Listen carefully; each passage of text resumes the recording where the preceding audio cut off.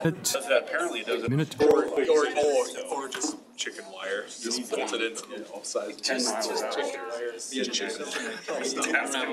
Only travel 10 miles on 1, 2, 3, 4, miss. It's not safe way if something's going to happen. Okay. Or just chicken. I've never been out there. The weight of the guards, yeah. Not what I expected. Miss. So you're playing her. Plenty of time. I'll give it to you later. Oh, look at that. just under the wire. It's like, it's long, I'm not gonna make it.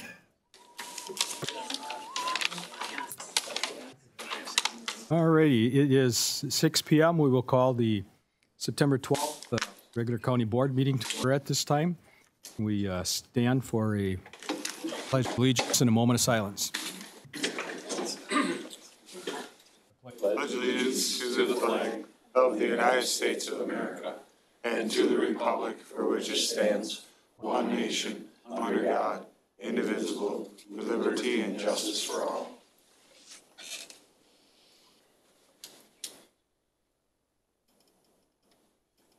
Thank you.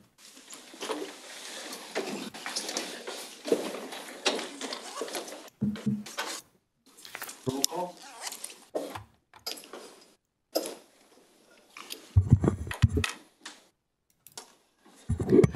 Roll call shows 17 supervisors present, 4 absent. Supervisors Bishel, Eisenhuth, McGill, and Hunt. Okay.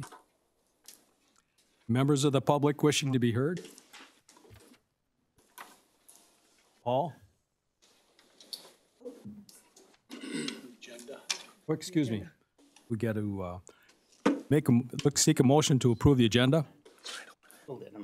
So move, Omar move. Omar moves. Is there a second? Second. Omar. Got it? Green to approve, red to disapprove.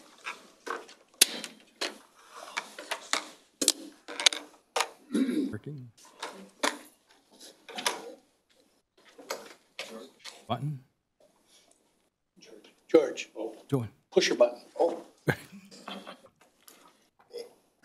Whichever button you want. You button. Okay, release. 17 yes, 0 no. Okay. Boy, we're saving time. We've got Paul up here already.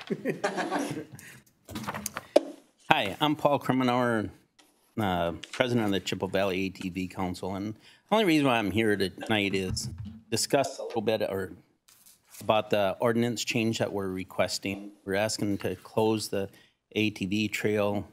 In the past, it's always been November 15th, and we're requesting to do it the Monday prior to the gun and deer season. And the reason for this is, like this year, the deer season starts on the 18th, which is a Saturday. We'd be closing it on the Wednesday. It puts a lot of pressure on us. That isn't so bad. Next year, with the way the deer season starts, it starts on the 23rd. So we'd be closing it the week before the gun deer season. And so it takes away that weekend prior to the gun deer season. And that's what we're trying to do, is make sure that's open for the weekend prior to the gun deer season. And the next 3 years, we go through that, and because of the way every year changes, and then all of a sudden we're back the other way. So we just want something consistent, and that's the only reason why we're asking for it. And I hope for you guys to have support of it, and thank you very much for your time. Okay. Any other members of the public wishing to speak? Seeing none, then we'll move on to the consent agenda. I would seek a motion to the consent agenda. Waiter makes so moves. And the second? Peterson. Peterson. Okay. Any discussion? Okay, then we'll call the vote. Green to approve, red to disapprove. You're ready.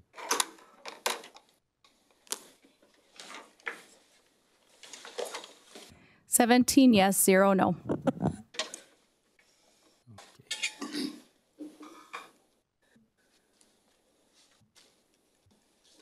Okay, we'll move on to reports. Let's start with West Central Wisconsin Regional Planning Commission update. Scott? Good evening. Thank you, Chair. Thank you, County Board Supervisors. Thank you for the opportunity here to give you an update on your West Wisconsin Regional Planning Commission. Including your packet is the same slideshow, but hopefully we'll have some time for questions if you have any. With me tonight is Toby Lemahue, our Regional Business Fund Manager, and she'll be finishing off the second half of the presentation. But this is kind of our presentation we share with those who are new to the Regional Planning Commission, including each of the 7-member counties. And we modified it here to be specific to Chippewa County. So regional planning commissions were created under state statute back in 1971, specifically, again, West Central Wisconsin Regional Planning Commission was when that was ordained over 50 years ago. We are charged with those types of efforts you see on the screen: community planning, demographics, economic development, grants, mapping, natural resources planning, public administration, and transportation. There are 9 regional planning commissions in the state of Wisconsin. You see the map here. They're listed alphabetically, so we are number 9, kind of the gold or bronze color there. Again, including 7 member counties. Going west to east, Polk, St. Croix, Barron, Dunn, Chippewa, Eau Claire, and Clark. West Central Regional Planning is governed by, 21 member.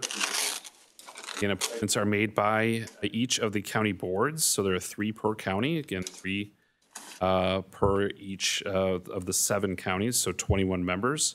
And then there's also an executive committee that consists of 1 appointment per county from the membership of the commission. So who are those commissioners? You can see highlighted there, your 3 representatives, your commission members specifically are all 3 county board supervisors. So thank you to Supervisor Hull, Rollmeyer, and Seidlitz. Thank you for being part of the commission. And those with an asterisk you see here are those that are then serving from 1 from each of the counties on that executive committee. In this case, Supervisor Rollmeyer. Again, you can see a little bit more specifically the map showing, again, the transportation network, various cities and villages throughout the region as well. This is our organizational chart. I'm sad to report at the bottom there, our assistant planner, Michael Mills, has departed the commission just last week, and we are actively recruiting for his successor. Other than that, we are otherwise a 15-member staff, including those that are shown there with kind of the gold coloring of those administrative staff. And then green are those that are specifically assigned to the Regional Business Fund. Again, Toby being one of those, will be speaking here shortly. The goal of West Central Regional Planning is to assist units of government in planning for the physical, social, and economic development needs of the region. We do this in 3 ways. We serve as a coordinating organization between federal and state agencies and the local governments they serve. We assist units of government working on issues that occur at a regional level, and we provide technical assistance to those individual units of government. So what specific kind of categories of those services? They can be summarized in these 4 different areas: economic development, transportation, community development, and conservation and mapping. It's kind of placing all those items you saw at that earlier slide into kind of these 4 main categories. So you can see here, community development is really kind of the longest list. It's kind of more of those traditional planning. We think of kind of, community planning and community development. These are the types of projects we work on, again, the benefit of the member communities. One of those that we've been working on quite a bit lately have been with grant writing administration, as well as updating the county hazard mitigation plans. We have also been working on several outdoor recreation plans, both at the county level and local level. So those are the types of things that you'll probably see our name on quite a bit through your work. Conservation and mapping is another, a little bit less so with some of those because of just a lack of capacity for some of these types of services, but we have done some lake management plans, and we certainly provide a lot of mapping services as well. In terms of economic development and transportation, you can see here some of those types of categories. Again, we talk about administration of revolving loan funds, and Toby will get into that more, the regional business fund. Transportation is a strong part of what we do as well. Safe routes to school plans is one of those that you may see kind of at the local level, along with pedestrian bicycle facilities planning, or is what we call bike and ped plans. But specific to Chippewa County, wanted to kind of go through kind of a quick list of things from last year and into this year here, as we're already into September. But one of those that we helped administer throughout the region was the Main Street Bounce Back Program. And those were $10,000 grants that were awarded to 860 organizations in the region, so $8.6 million. That included 105 in Chippewa County, totaling just over $1 million. We also staff the Stormwater Outreach Coordinator position for Rain to Rivers group of Western Wisconsin, and that the Chippewa County members include quite a few. Chippewa County itself, City of Chippewa Falls, Village of Lake Cali, and towns of Eagle Point and Lafayette, as well as in that northern portion of City of Eau Claire. We also participate in the West Central Wisconsin Rail Coalition, which supports future passenger rail service for the region. We're ex officio member of that, so we just kind of assist with a lot of the technical support, that side of things. Same with coordination with Public Services Commission in terms of the broadband implementation group. You probably see a lot more of that coming along in terms of some additional funding available at the federal level. And so again, we provide some of that kind of coordination, administration of some of those groups throughout the region. We provide administration for the City of Chippewa Falls Shared Ride Taxi Service, and also staff the Chippewa Eau Claire Metropolitan Planning Organization, or MPO, which provides transportation planning for the immediate urban region. And then we've also are completing outdoor recreation plan for Chippewa County, which includes some sub-area plans, as we call them, specifically for Village of Lake Cali, Town of Anson, Town of Lafayette, Town of Lake Holcomb, and the Town of Wheaton. So that is in the works and being completed as we speak. So you'll probably see more details on that coming up here soon. We're also completing a Safe Routes to School plan for the Stanley Boyd School District and conducting implementation both in Bloomer and Chippewa Falls school districts. We're completing a comprehensive plan update for the City of Chippewa Falls as we speak. We're nearing the midpoint of a new comprehensive plan for the Town of Lake Holcomb and just starting one for the Village of Lake Cali. Also in the Village of Lake Cali, we're drafting a bike and ped plan as well. So a lot going on in Chippewa County, both at kind of the more local level in terms of the villages and towns, and City of Chippewa Falls as well, but also countywide with some of these plans. So with that, I realized I probably did not properly introduce myself. I'm Scott Allen. I'm the Executive Director for Regional Planning Commission. I did not properly introduce myself because I've only been there for not quite 4 months. So just I took over for Lynn Nelson. If you recall Lynn, she was with the commission in that role for about 10 years and with the commission as a whole for a number of decades. So I'm happy to be here and be part of your Regional Planning Commission. And with that, I'll turn it over to Toby.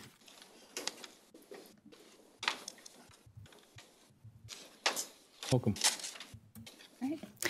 So thanks, Scott. Like he said, I'm Toby Lemahue. I'm the fund manager with the West Central Wisconsin Regional Planning Commission. Most of my time is spent on the contract that the Regional Planning Commission has with the nonprofit that's called the Regional Business Fund. The Regional Planning Commission created that nonprofit back in 1995 to administer business revolving loan funds, and that's what we're still doing today. There's a separate board of directors that oversees that organization with a Chippewa County representative, and that's the same footprint as the Regional Planning Commission. Whoops, I think I pushed the wrong button. Thanks, Tracy.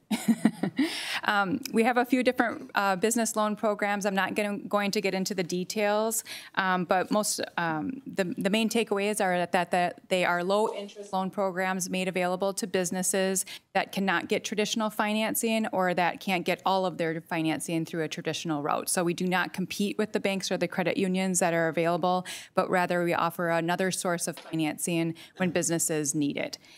We have some information in your packet. This brochure, we also have a website and an annual report that is in there. For more information, you can look at those items or you can call me. I am the person that works on Chippewa County loans. So if you have any questions about any of the programs, you can feel free to reach out to me. These are just some metrics for Chippewa County. Since 2007, we've assisted 126 businesses, including 64 startups with financing. That accounts to over $6 million. And then those businesses have projected to create or retain 922 jobs just in Chippewa County alone. Some recent projects are also included in your packet, but they are businesses such as Creative Healing Mental Health Center in the village of Lake Hallie, Mast Country Sales in Cadott, the Silver Wolf and the Vintage Mug in Cornell, Biz Boys Properties in New Auburn. They did a facade renovation, or they're still undergoing a facade renovation. Debbie's on Broadway in Stanley, another facade renovation. And then a few in Chippewa Falls, the Rally House, Creative Industries, the Yoga Plant, and Collective Charm. We all assisted with financing for. Another one that you may have heard about is the Wisconsin Farmers Union project in downtown Chippewa Falls. They have acquired that building, and as many of you might know, they're undergoing a large renovation to that property. The renovated space is going to be called Market on River, and it will be occupied by, on the first floor, a food hall with food vendors and potentially a brewery and tap room. The second floor will house the Wisconsin Farmers Union headquarters, and it will also feature a large rentable space. And then the top floor will have some apartments. Along with credit union financing and other public sector sources, there were 2 regional business fund loans as part of this financing package. One for some interior renovations for those, and that was through our revolving loan fund program. And then of note is a $60,000 facade loan, and that is for the exterior components. That's a 1% interest rate, so just keep that in mind if you are thinking about any downtown commercial buildings that need exterior renovations. We have a $60,000 loan program at a 1% interest rate that can help. And that can compete with the banks and credit unions. It is more of an incentive tool for those renovations to occur. So just want to also thank the Chippewa County citizens that help make our organization possible. The Chippewa County rep for the board is Deb Chilson. We also have a county loan committee. Those members are Maureen Carlson, Deb Chilson, Ed Holland, Melissa Peterson, Jordan Pospischil, Karen Smith, and Emmy Lou Stark. Also a thank you to Charlie Walker. He works as our boots on the ground to talk to businesses about our programs and make those referrals to us as well. So with that, either of us would be welcome for any questions that you might have about the Regional Planning Commission or the Regional Business Fund. Any questions?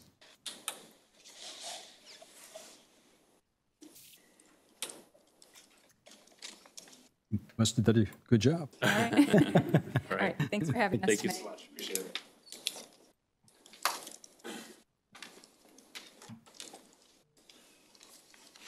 We'll move on to department reports and start with the Chip County Well Water Quality and Sample, tested by UWSP. Can you hear me okay? Yes, I can. Sounds good. So I believe somebody else has control of the slides, but I can kind of follow along here.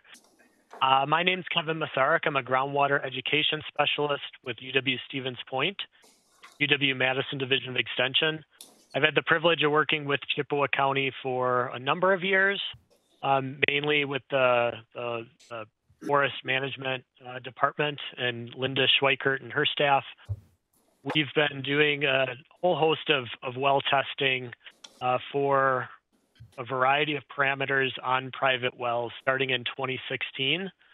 And then we use that information to try and develop a more kind of long-term monitoring plan with regard to specifically nitrate and chloride which are useful for understanding land use impacts on the groundwater system around the state, but specifically we were obviously interested in Chippewa County. That work looking at kind of temporal data, is water quality getting better, worse, or staying the same, led to some additional interest in more specific testing for nitrate source investigation and analysis. Next slide.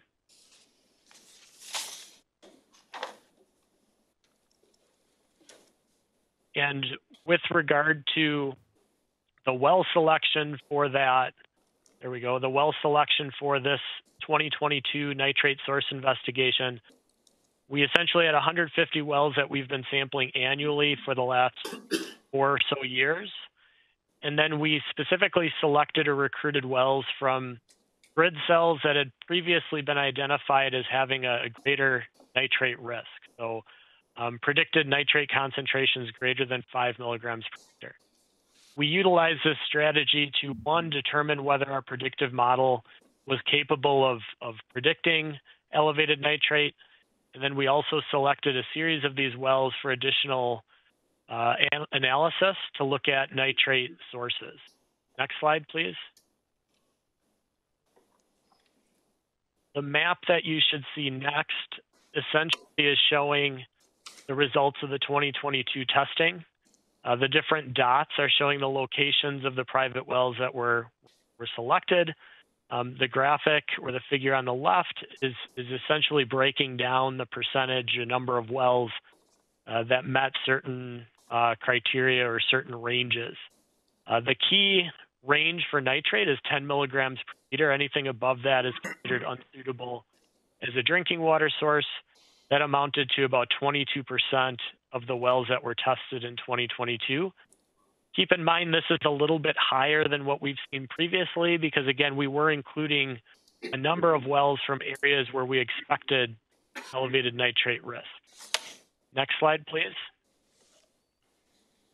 If we're looking at how the annual sampling, which is labeled CTM, compares to the samples that we received from those nitrate source investigation grid cells, what we see is that the mean or the average nitrate concentration was higher in those cells or those wells that we sampled from the NSI or nitrate source investigation grid cells.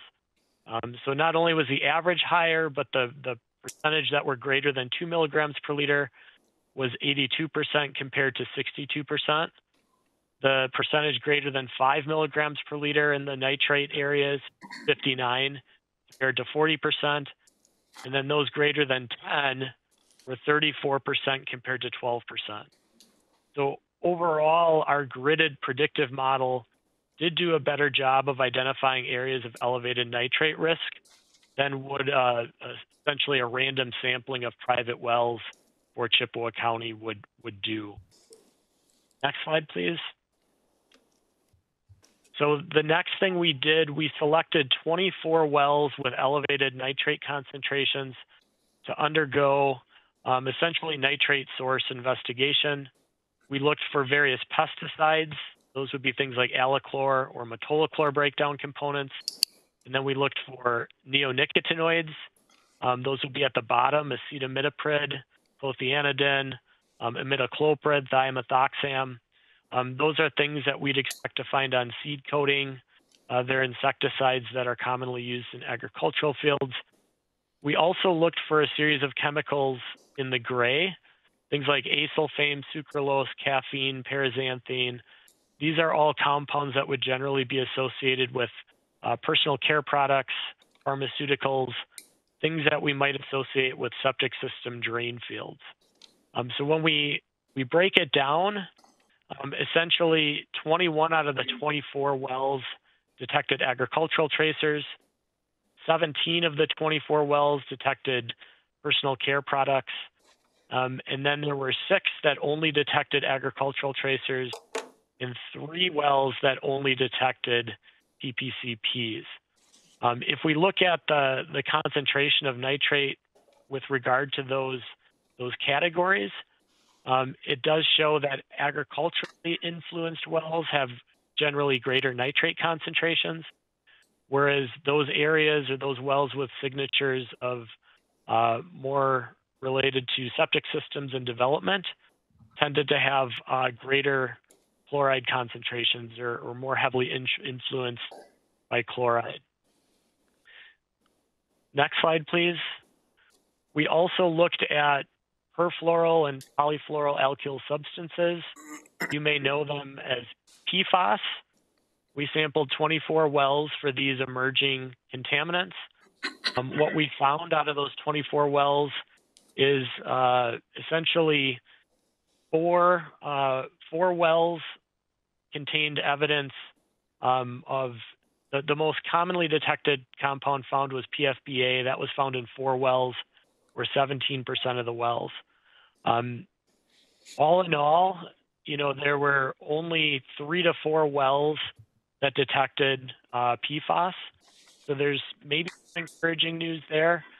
We did find 1 well above the health standard for one of the compounds called PFOA. So this is, again, an emerging area of interest. We do probably expect, based on these results and other results, to assume that areas or wells in areas of dense kind of development, areas with a lot of septic systems, areas near where firefighting foams have been used, may be more at risk for these compounds. Limited data on these compounds, but moving forward serves as kind of a baseline for what we might expect to find with regard to the type of compound, as well as the prevalence at this point in time. Next slide, please. The next thing we did is we tried to revise our predictive model. So we looked at land cover, soil drainage. We combined those things with the nitrate results. Next slide, please. Our model is essentially showing nitrate risk at a parcel level. We took our gridded approach that we used for the well selection for 2022, and we essentially revised our model to look at land cover, soil drainage within a half-mile buffer of each parcel. So we took the centroid of every parcel in Chippewa County. We applied our statistical model, or our multiple linear regression model that we developed, to each parcel. And that is the map on the left that you're seeing for nitrate. We also did the same thing for chloride. Nitrates generally associated with agricultural fertilizer, maybe septic system drain fields. Chloride is associated with agricultural fertilizer, septic system drain fields, but also road salting activity. Hence the reason why urban areas or areas with a lot of impervious surfaces tend to rank higher with regard to chloride. And then next slide, please. This last slide is showing us essentially preliminary data on nitrate trends in Chippewa County. The reason we're able to look at trends is because we're sampling the same wells annually since 2019. So the points that you're looking at, the blue dots represent wells with decreasing trends. Red wells, or red dots, represent wells with increasing trends. And then the size of the circle corresponds to the rate of change. So larger circles mean either greater rates of change, increasing or decreasing with respect to nitrate. So by and large, the vast majority of wells that we're sampling are not changing. Since 2019, maybe some positive news in that there are slightly more wells decreasing than increasing, but groundwater quality is a really local resource. So it doesn't necessarily indicate that decreasing trend exists countywide. Really have to be considering kind of what's happening around those specific wells. What is the role of weather variability with regard to some of the trend data that we might be seeing here. So that's all I have. That was a really quick run through. There is a report that I believe Linda's office would be able to provide, or maybe hopefully has provided to you. If there is any questions, I'd leave it up to Linda to maybe pose whether there's any questions. We'll give you the chance to get up. Thanks, Kevin. Does anyone have questions for Kevin of any of the information? Keep clicking my button. I know it's like going on and off. I don't know. Yes, Supervisor Bowman. Keep getting kicked out. So I'm looking at that map on the last slide. Is there evidence, it says, so we've got decreasing change in nitrogen over in Howard and I guess on the west side of the county, which is there evidence as to what's causing the decrease? Is it cover crops? Is it change of crops? Is it conversion of agriculture to something else? So with this information was just released, I think released to the committee in July or August. We haven't had a chance to delve deeper into the data, but that was one of the things that I was going to be tasking our staff to do, is looking at what's going on around these wells, not only the ones that are increasing, but the ones that are decreasing, to see if that's something that can be replicated throughout the county. Okay, thank you. Any other questions?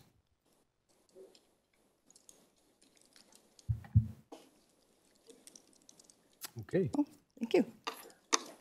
So if Kevin can stay on the line for the next one, in case there's questions regarding that report. I'll stick around, Linda. Thanks. Okay.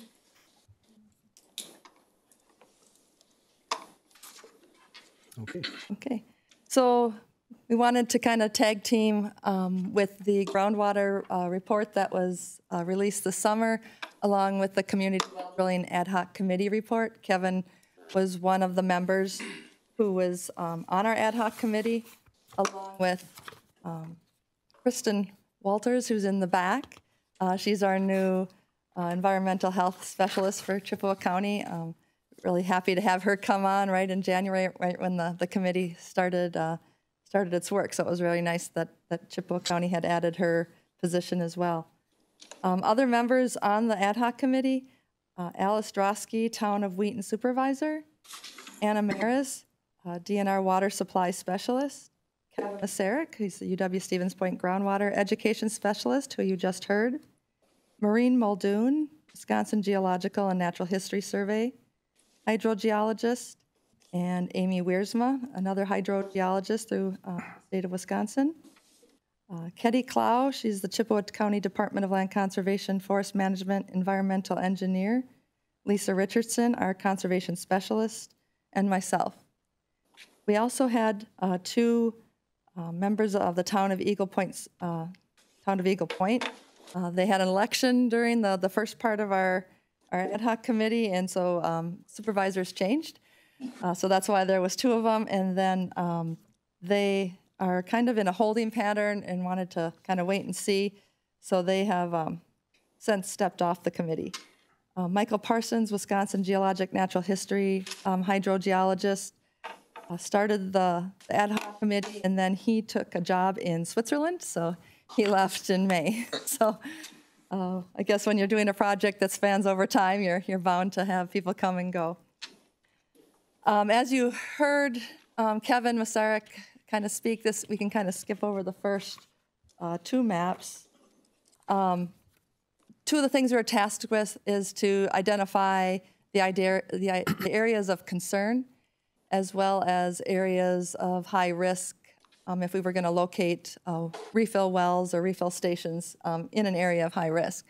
So this next map here, we took Kevin's previous data from the 2016 water testing and then overlapped it with municipal wells that were already being tested for public use, because we figured we wanted to focus there initially because we would have long-term data to see how the nitrates were trending in their water. So everyone on this map was invited to the ad hoc committee. Wheaton and Eagle Point were the only two that took us up initially. So then we kind of focused on the Wheaton and Eagle Point areas to initially get the project up and running and off the ground. The next map, as you saw, is similar to what Kevin was showing. He has changed it since he released it to the ad hoc committee. He stated that the red-green, there are people who are colorblind and have a difficulty differentiating between the red and the green. So if you noticed on his presentation, the green is now blue. So it just shows that data is continually changing and trying to improve and upgrade. So this is the map that he then took to identify risk factors that updated it from the initial map from 2016. So with his data from 2022, he improved upon the map. And we use this map not only to identify the risk factors, the areas high in nitrates, but also to, if we do decide to drill wells, areas that would be in the high-risk area, but less risk of hitting nitrates if we were to go through and drill a well. So the areas in green, we would then focus for that aspect of it. The committee did decide initially to just focus on the existing wells. Since we did have the town of Wheaton, they were 100% on board of working with us on this project. And so we thought we would start there, get kind of a prototype working up there, and then work with the project as we're going to the other townships in this area.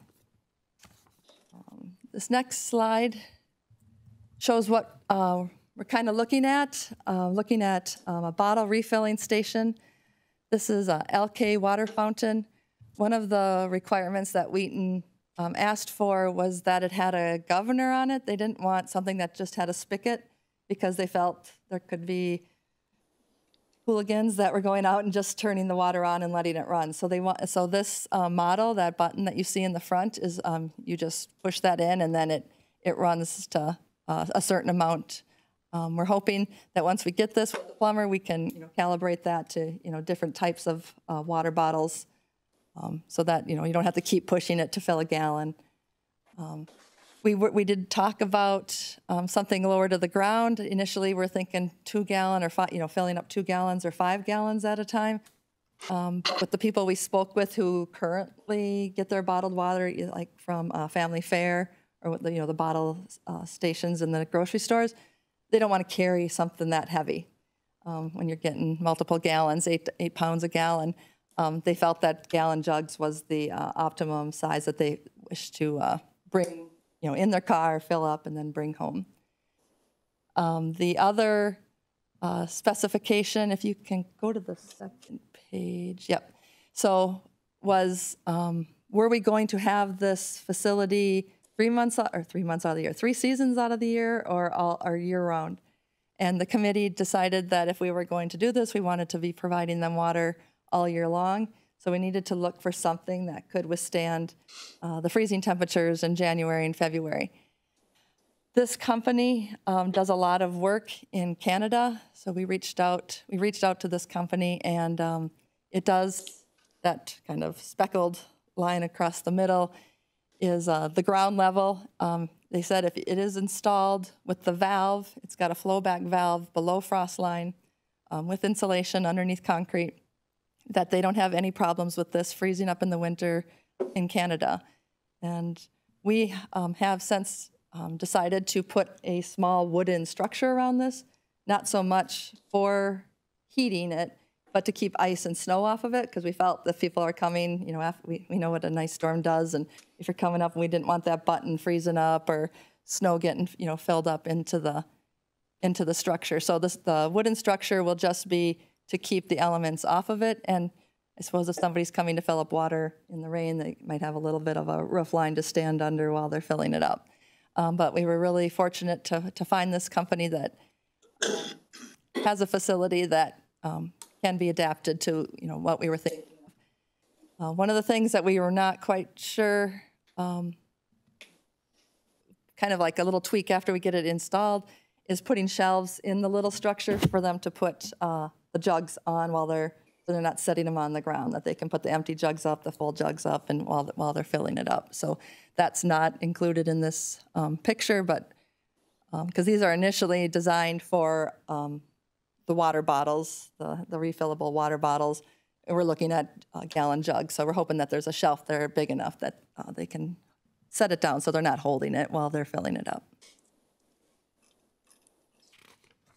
So once we got the specifics for the type of structure we were looking at and the location of the Wheatontown well, we decided, we discussed on what kind of testing would be required for this. One of the confusions initially with DNR, we're calling it a community refill well because we want it to be a well for the community. DNR has different names for their permitted wells, and a community well is like municipalities, or Chippewa Falls, or so they have much more stringent testing. It will the well that we will be permitted under is a TN, a transient non-community well. That's how DNR determines it. The testing for that is bacteria and nitrates, because we wanted to make sure that we knew exactly what, not exactly what was in this water, but as much as we could about what was in this water. We opted initially the first year to go with the non-transient, non-community well, and that's the testing protocol that you see up there on the screen. So in addition to bacteria and nitrates, the VOCs, the SOCs, inorganic compounds, lead and copper. So right now we have bacteria, nitrate, we have the, like we tested for fertilizers like atrazine to see if there was agricultural chemicals in the water, and we also opted to test for PFAS, since PFAS are an emerging contaminant, as Kevin had presented. We wanted to make sure, since this is by the Wheaton Fire Station, not knowing if firefighter chemicals had been used in the past, we wanted to make sure for that. So you can go to the next screen. And the top testing is for the last 11 years for coliform bacteria. So there's never been a detect for coliform bacteria or fecal contamination. And for the nitrate, the testing comes around 2 to 3 parts per million nitrate. One of the questions that was asked, one of the very first questions I asked Kristen when she got on board is, we know that 10 is the health standard, but how low or how high is still a risk factor? And I think it was even asked of this board when I first presented this project several months ago.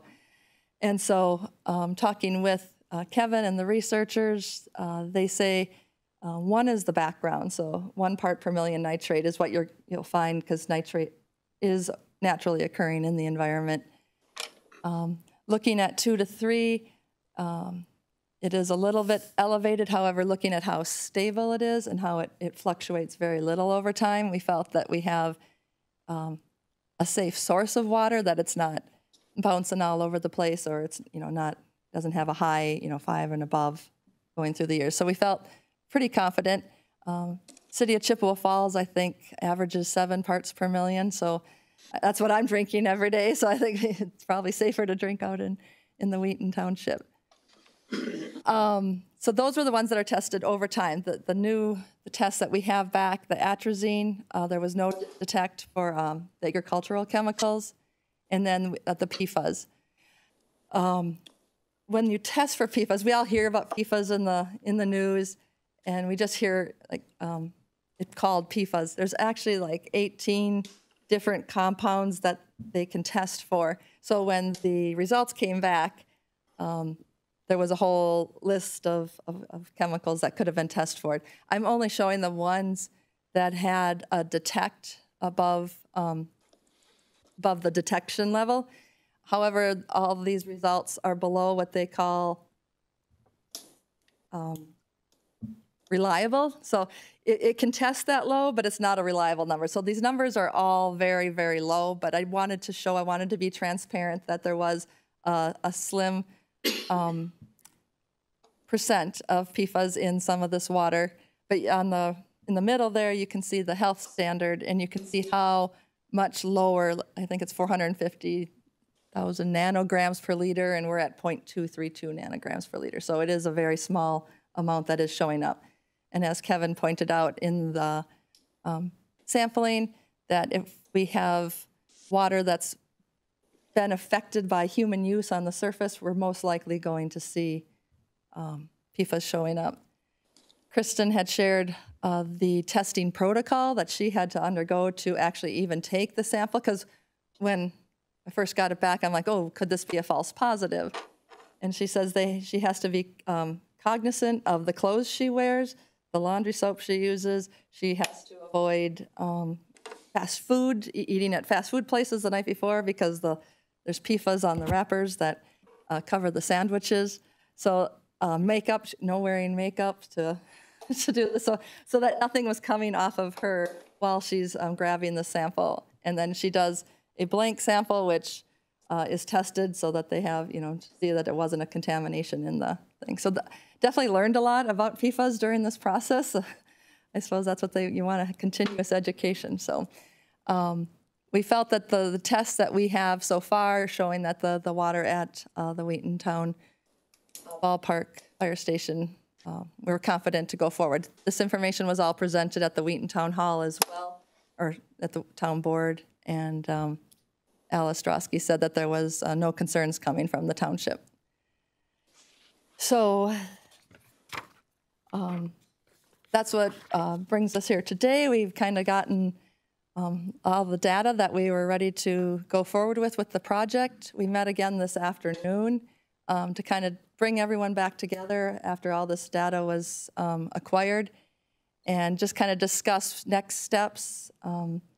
Still working on getting the design for the wooden structure around the building, and once we have that, we'd be ready to let it out for bids to see what the cost will be to construct this. The water fountain itself, wholesale, I believe, was between $6,000 to $8,000, and then building the structure, running the water line to the structure, and possibly electricity if we need light there. So this parking lot where we're having it at is already lit. We're going to check to see if it's lit enough. We definitely want people to feel safe to come here to fill up their water bottles, so there might also be the cost of running electrical. In addition to that, we'll be looking at signage, so information education at the kiosk, at the shed. Number one, listing the water sampling reports. Number two, letting people know how they can get their water sampled. We figure if it's at the ball field, people are going to be using it, and one good way to get other people to be aware that they should be testing the water at their house. Information on how groundwater flows, where the groundwater comes from, and also the well compensation program, getting information out there that if people do have wells that are testing high, if they want to invest in that program to see if they can replace their well or get some treatment at home. Measures of success, we're hoping that we can put some sort of flow meter on this device so that we can see how many gallons are used. Definitely trying to get a number, of outreach. We're going to be supplying gallon jugs, clean gallon jugs for people to utilize to come to the facility. And so the number of people requesting that, but they can also use their own jugs, so that won't be the definitive number, but just trying to find a way to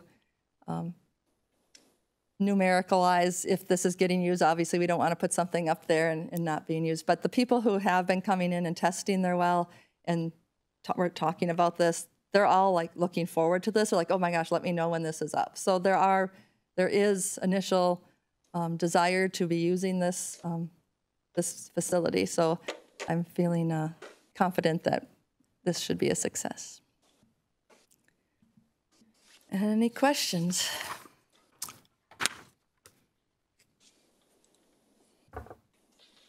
Dean Mueller. Thank you, Linda, for your presentation. One question I have is, do you have an idea? I realize this is kind of in the formulation stage right now. Do you have any ideas to numbers of these stations that you're thinking of, or? We're hoping 3 to 5. After I get this up and running, we're going to have kind of a information education outreach at the site, inviting all the townships that are in kind of the high-risk area to see if anyone's interested there, and then I would go during the winter to their town meetings, to meet with them to kind of discuss what it would take. One of the things, I guess, that I didn't mention here, I'm working with Todd on easement. Because this will be the county's structure on a township's property, and so therefore working out the legal ramifications, we will continue to do the testing, we'll do the maintenance, we'll do the upkeep on the structure itself, so it's not like a burden on the township. So we're hoping, I feel Eagle Point will come back on. I think it was so new. I couldn't go, hey, Fond du Lac is doing this, or Clark County is doing this. Nobody else has done this, so people were kind of wanting to see it first before really buying into it. Thank you. Okay. It's good to see some progress happening. Since we've had nitrate problems since the early 70s in Chippewa County. So it hasn't come quickly. But when I look at the samples, looking more if we can expand that testing opportunities to more individuals, there's cluster areas where just because I live in the area, the lowest nitrate count has been 19.8. Everything else is 20 and above. And so it's great to have these stations, but I think there's a lot of people out there that aren't aware that they need to be utilizing different water sources. And then we get the proverbial problem after that is how do we reverse it and get things back. But I think the stations are a good first move, but I'm afraid there's an awful lot of people out there that aren't aware. I would definitely agree with that. As people are testing their water and then coming in, yep, I got really good water, and then coming in with the results and looking at us saying, now what do I do? And it's treatment or bottled water. So, yep, we're definitely getting the information out there, and even like Kevin's numbers, maybe what do you say, 22% just from his test. Yeah, it's some of the medical providers that I quite often meet with have shown concerns of clustering of cancer patients and growth of cancer patients in certain areas, and it's starting to correlate with our high nitrate areas. And who knows, PFAS or which chemical or element is causing this, but when you see medical doctors starting to see clustering of cancer patients in our county, that's a concern. We need to really get the doors open, people that start testing. Carrie. Yeah, I just had a question I was curious about. I was just wondering, do you send out the samples, or is that what some of the new water lab that we'll be doing in the health departments? So currently we send it to Colfax. They do all the water sampling through our county. So our county office does offsets 50% of the cost of a nitrate sample. The work that Kevin Masaryk has done has all been done through his lab in Stevens Point. But Kristen has been in conversation that she is in hopes to start water sampling here in Chippewa County. Baby steps. Yeah. Okay. George, excuse me, Jim and then George. Yeah, have we ever looked into, we've got this equipment, it's got to be maintained, we're talking about housing, hopefully it won't freeze. Have we ever thought about vouchers where they can get, their water from any location? And then what about filtration, right at their own house? So, yes, we did discuss vouchers. The reason that we didn't go that route primarily is the funding source is a one-time funding source, so we don't have a long-term funding source with the ARPA. This needs to be allocated by March of next year. But we thought we did look at that as a because then anyone could go wherever they wanted to. The filtration, we did look at that as well. For nitrates, it's reverse osmosis. That's the only treatment, or that's the best treatment for nitrates. But it needs, number one, they're not cheap, and number two, they need maintenance, and number three, they don't remove all of the nitrates. They remove a percentage. So the more expensive you get, I believe the more nitrates they remove. But if they're not maintained, it could be 50%. And if your nitrates are at 20 and your reverse osmosis is only taking 50% out, you're still drinking at 10. So we do, the well compensation program does pay for that through the Wisconsin DNR program. And so we do promote that if they want to do treatment. And so we felt since DNR was kind of filling that gap that we would go this route. And these fill stations that you're talking about, are they heated internally, for against freeze up? So initially it will not be heated internally because of the way it's, the valve is below the frost line. The company states that it will not freeze.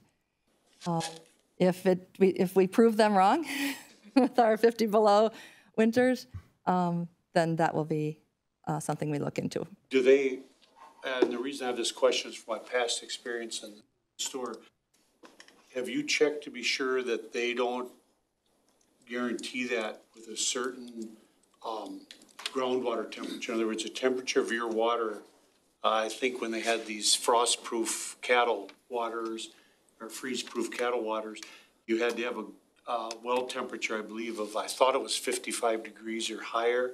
And if it was anything below that, it would just be something to check out as if there's a spec on that. Thank you.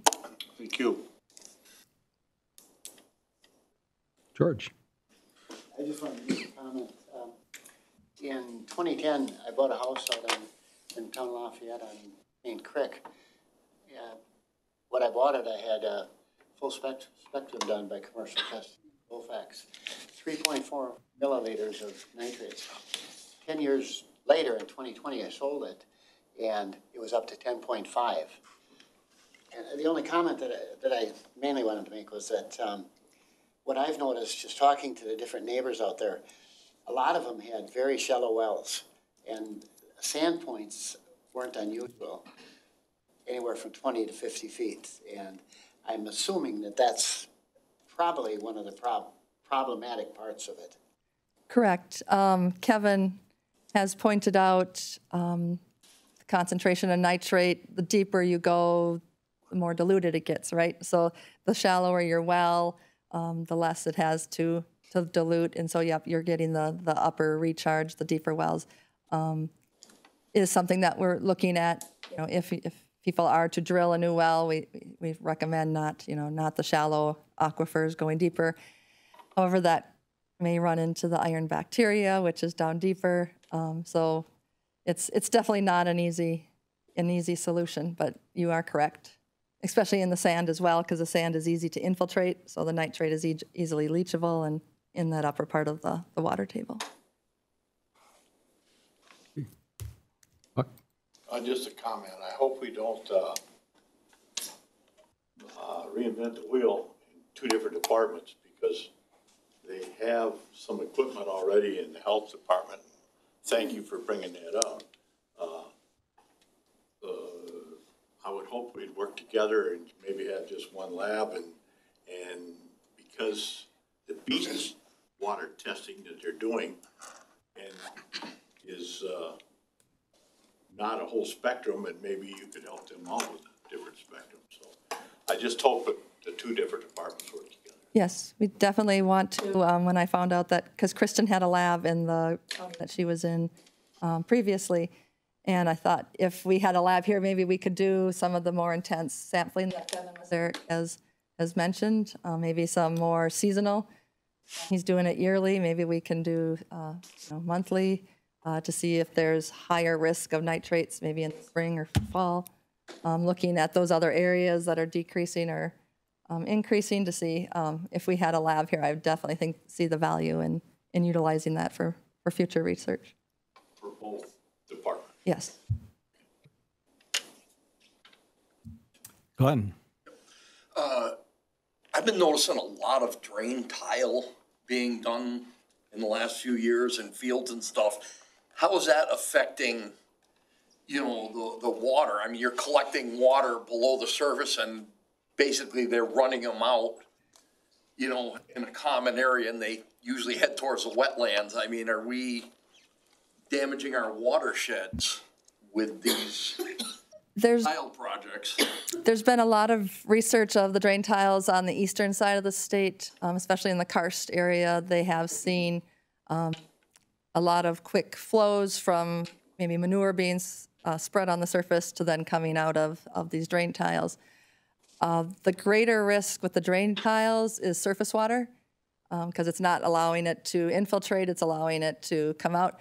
If it's being outletted into a wetland, that might be an issue of infiltration. But they're definitely a risk to streams and rivers, which eventually get into our lakes. So that'll be part of the information education that we're trying to work with the agricultural community as well. I was going to say, is it being discussed? Yep. Oh, yeah. Okay. Any other questions? Seeing none, thank you. Thank you. Thanks. Okay, financial update.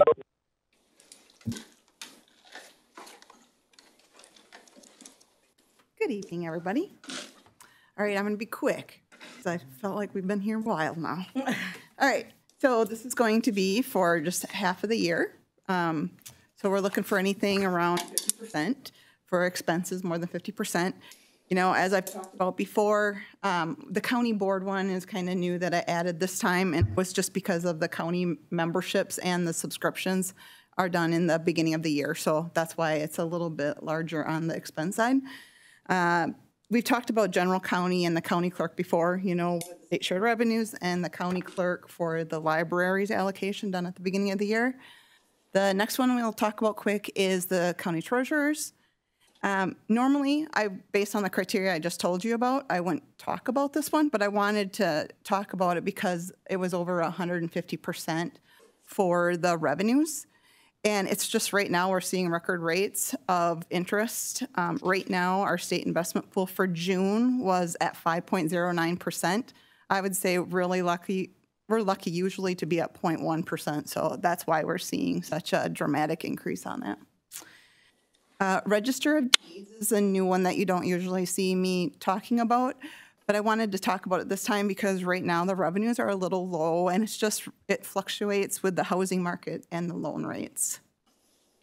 And child support, we talk about that one every time because of the funding. And here's just a quick recap of what I just talked about. Special revenue funds. Here, it's really the same story that we've talked about before. A lot of these are, you're getting the money, you're spending the money up front, and then you're getting it later through the state aid system.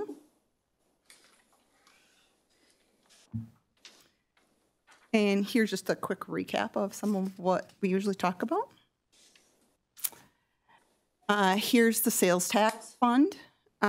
You'll see here that our revenues are lower because you're only accounting for the revenues as of April, even though that's what we've received through June, because it's a 2-month delay. The expenses, you're going to see that they're at 100%. It's 100% allocated on January 1st for the different projects that were approved by you guys. The year-to-date interest is $133,633.21. That is part of the actual revenue.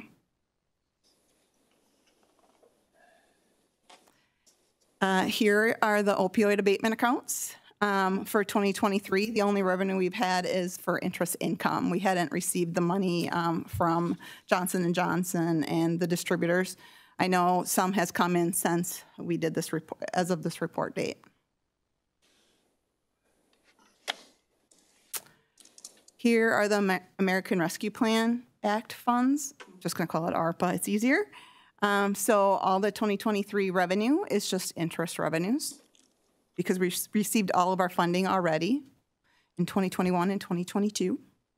And over on the right-hand side are your year-to-date expenses. So this is only the expenses that we've had for 2023, even though the projects have been started in 2021, or 2022, sorry. Can't keep track of my years. Any questions about special revenue funds before I go on? Okay. The next one are the debt service funds. These are just our annual debt payments. At the end of this year, our outstanding principal will be $8,450,000. Capital project funds. This is just for our bonding funds that we've had, and recently our bonding funds, the last time we bonded was only for the highway department. And so you'll see the expense when we actually transfer the money over to the highway department when they request the funds. All the revenue are actually interest income for the funds that are at the local government investment pool with the state. And here are our internal service funds. The main thing that I wanted to show you is the expense over on the self-funded liability insurance. We always have to pay that at the beginning of the year. That's our WMIC premiums.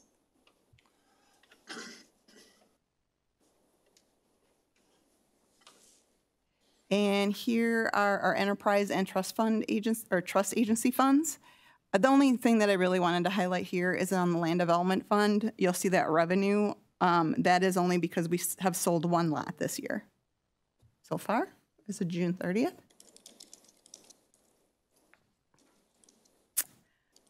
Any questions? Told you it was going to be quick. All right, please don't hesitate to reach out to me with any questions. Thank you. Okay. Chippewa County UW-Madison Division of Extension update. Kristen. Good evening.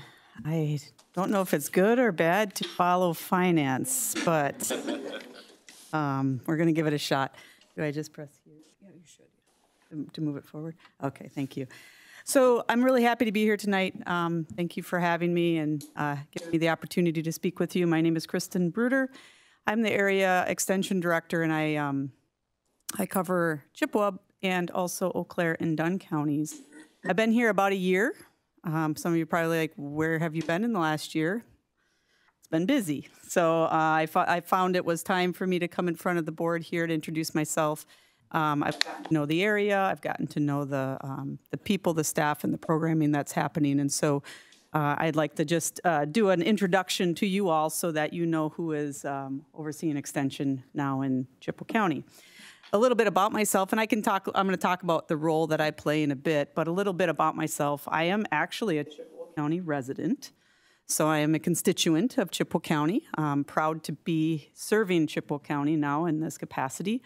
My two boys graduated from Chippewa Falls High School, played in sports there, academics, great. They had some good experiences. My daughter was there all the way through sophomore year when we moved.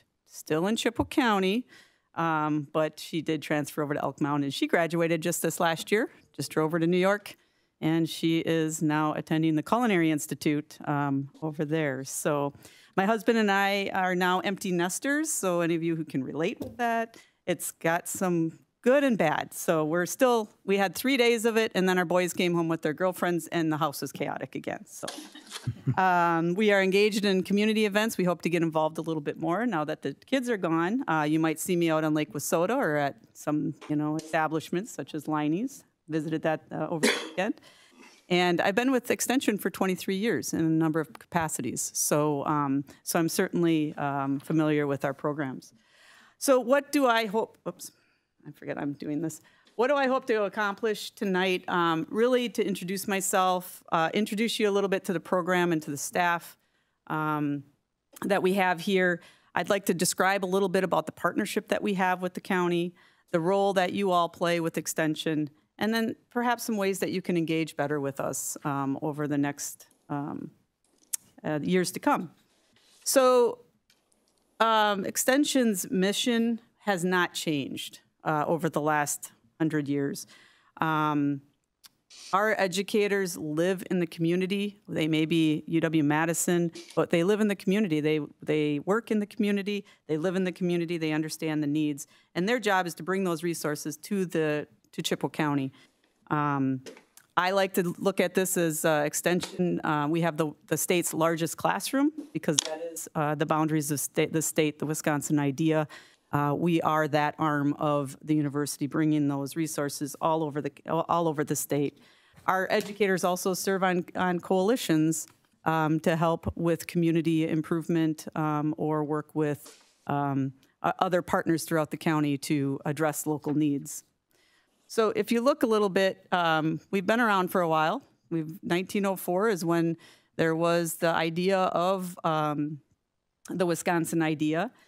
First educator hired, not here in Chippewa County, but in Oneida County. Federal funding hit in 1914 with the Smith-Lever Act. And then, of course, there's been a lot of changes. If you followed Extension over the years, even within my 23 years here, there's been a number of changes, mainly because of a couple different reasons. One, just the changing demographics, changing needs, and then also changing funding over the years with Extension. So, but our mission has stayed true, and we continue to have that local presence, which I think is important.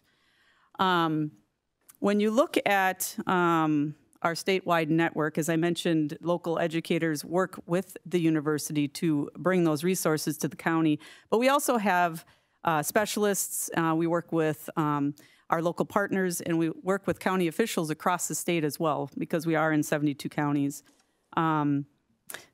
So we look at those local needs, and we bring those resources to the community, and the counties invest in extension programs based on their needs.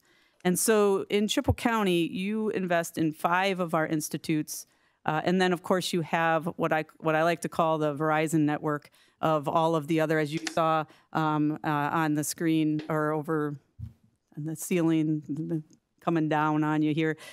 Kevin, who works over in Madison or Stevens Point, but he also has an appointment with Extension. So, so we do have a lot of resources that you may not know or see as Extension, but certainly we are in those areas and spaces as well. I just want to introduce you real quick to the 5 areas that you invest in Chippewa County. Our Agriculture Institute. Many of you know Jerry Clark. He's our crops and soils educator. Lissa Seefelt is dairy, and then Margaret Murphy is horticulture. They do cover all 3 counties, and so and that's been real recent. And so now you're receiving the input of all 3.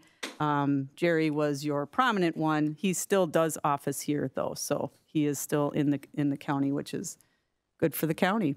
Community development. So we have a number of community development program areas. The one that Chippewa County invests in is our local food systems, and that's Addison Vang, who covers all 3 counties as well. And he's housed over in Eau Claire County. Our Health and Wellbeing Institute, we have the FoodWise program here. FoodWise is a national program, and it's the education arm of FoodShare, or what was formerly food stamps. Because Chippewa County does invest in Extension, you do have this program that is fully funded by our federal partners. And Sandy is our program coordinator. Hillary Roth, our program educator, is at 80%, and she is housed here in Chippewa County as well. So that program is pretty strong here in Chippewa County. The Human Development and Relationships Institute really works within the family and the family structure, and then also works with the community to help build structures in the community to help support our families. Jean works a lot with finances and also works with the community to address some of those issues within the families. AODA, you'll see her in some of the jail spaces as well, working with some of our marginalized populations as well. So Jean does a nice job in that area. Positive Youth Development, that would be in Chippewa County, 4-H. So a lot of you are familiar with our 4-H. Very strong here in Chippewa with a lot of historic ties. It is currently vacant, so we are recruiting soon for a new 4-H educator here in Chippewa County. And so we hope to continue to see that position grow and bring that programming to our youth in the county and continue that strong heritage. Finally, we've got Amber, who is our support, she holds us all together, keeps us all accountable, but more so, she supports our educators and our volunteers and amplifies the work that they do. So those are the faces of what you have here in Chippewa County. So I want to talk a little bit about how we partner to meet the needs here and how we might even develop those needs. As I mentioned, we're in 72 counties, and we partner with our county departments in different ways. And so one way is to ensure that there's administrative oversight of our staff to make sure that they are on boots on the ground, working with our partners. That's where my position comes in. So as the area director, I'm fully invested, or fully Extension fully invests in my position, so that's not a cost that is brought down to the counties. I oversee the 3 counties, and what I'm responsible for is partnership management, staff development, financial management, and program coordination. So that's what my main part of my job is. I help align those extension programs to the needs here in the county, and I like to hear from you all. I like to hear from constituents to make sure that we are doing what you feel like those needs are. So my door is always open. I always want to engage in those conversations. If you have constituents that have questions or concerns, or bringing ideas forward, I'd be the person that you would want to send them to. I'm your point person, if you will. You also have the co-funded educator positions. And when I say co-funded, that means that we fund, so UW-Madison funds those educators along with the county partners. So we're partners in that. And we have a contractual agreement that includes a flat fee for each of those positions. So across the state, each of those positions are one flat fee. And for the year 2023, that was $44,900.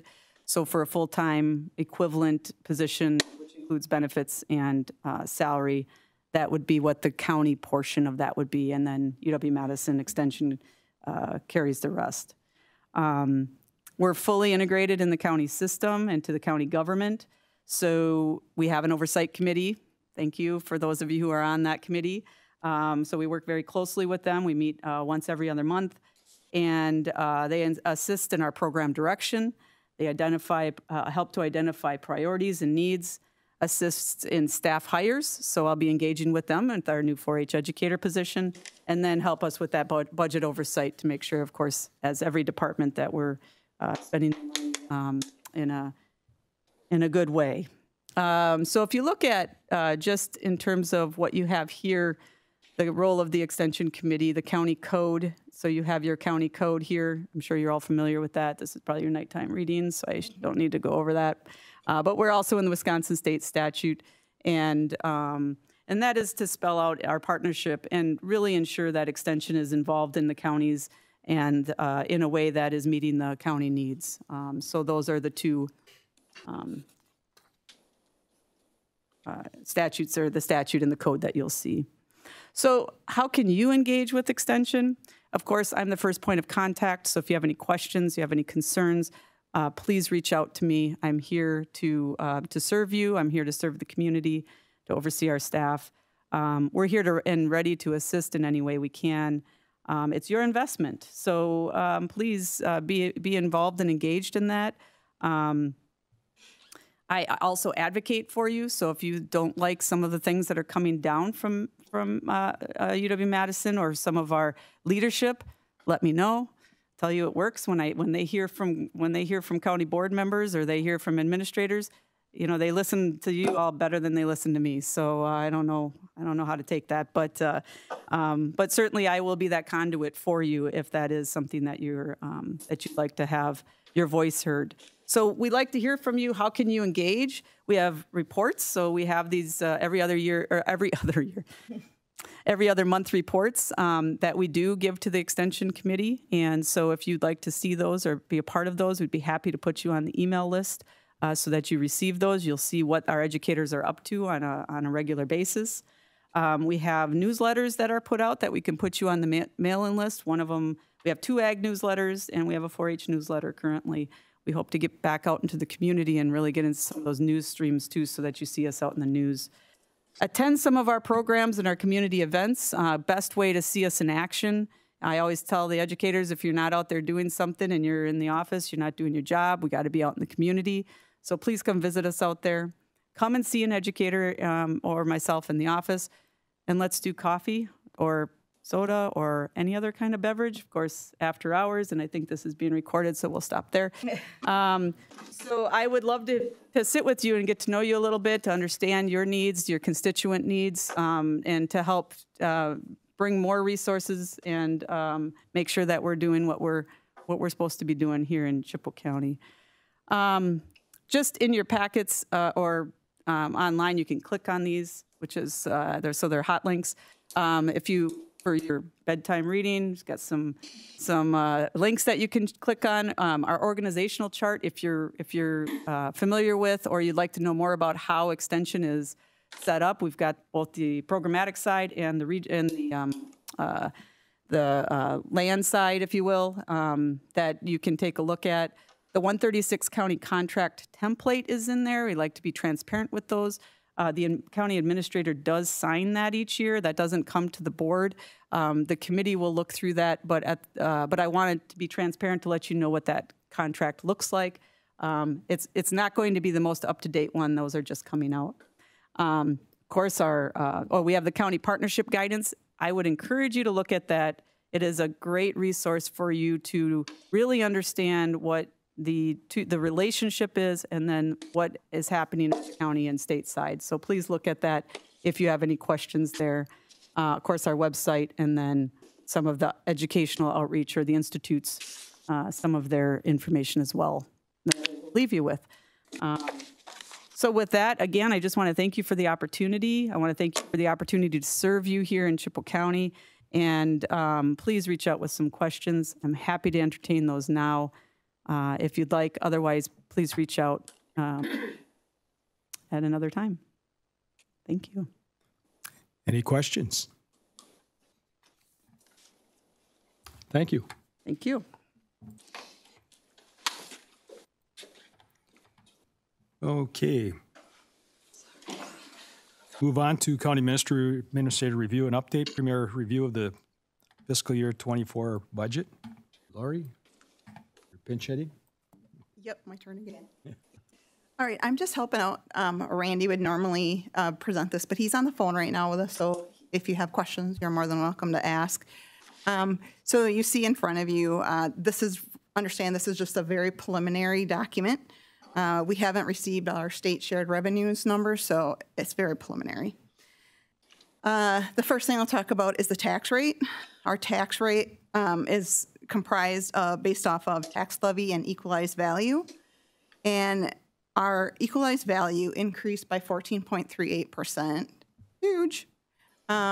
We had a very large increase last year also. So that's really what drives down that our tax rate goes down. So it's going to be $2.40 at this point, at this point of the budget. And that included a tax levy increase of $219,834. So that would be a 1.05% increase. The next table down there is your maximum allowable levy. This will also change. I want to make sure you understand that, but this is based off of our preliminary numbers. Our tax levy that we would be asking for is $21,160,900. Our maximum allowable would have been $21,308,066, and so our allowable levy to the limit is $147,166. So you'll see we had a slight increase. Our total budget overall is going to be, right now, it is at $126,097,210. It's big. A lot of it is because we have ARPA projects that we are budgeting for next year. So that will be all part of the budget presentation that Randy will prepare for you guys in October. So the next thing we're going to talk about are the actual budgets by department. This is just the tax levy review. You'll see all the tax levy changes, and I won't talk about a department if the only change is due to the PCR or the personnel cost reports changes due to the compensation plan and other, the annual increases. So here I'll get started. The first one I'll talk about is the county clerk. Remember this was increased the deputy clerk to a full-time in the county clerk's office. And originally it was shared with the veterans office, and now it's 100% going to be in the county clerk's office. Corporation counsel, we added $140,000 to the contracted services for an additional deputy corporation counsel. Plus, we were utilizing funds from previous years that was already in the budget that was earmarked for this. So this position is not yet approved by you guys, and it would need to be brought forward as a mid-year request from Randy next year. If you don't know this, this office has seen a lot of increases between, you know, whether it's all the DHS placements, child support, they have had a lot of increases. For DHS, ADRC, there was $50,000 added for the Meals on Wheels program to help offset food increases and transportation costs with some expansion for some citizens not in the service provided areas. So I know that they're very excited, you know, and understand that all of these changes that we're talking about are very preliminary. We're basing it off of numbers that were provided to us by the Legislative Fiscal Bureau. For DHS, the regular, including the RWC consortium, we added $100,000 for those out-of-home placements. I don't know if you guys remember, but for the last couple of years, we've always been talking about that human services is over due to those placements, you know, going into like the state hospital facilities. There will be more in the budget letter that will come out for the October meeting, but you guys will be astounded at how much that is increasing, and just the cost now per day has went up substantially. The next thing is the district attorney. There was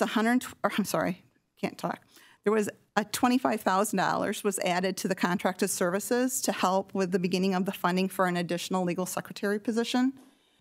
I would say for the last 4 years, the district attorney has been requesting a new position, and we've always said, no, we don't have any money, you know, so what we have to do in order to build a position is you always just, you know, take baby steps to build it up.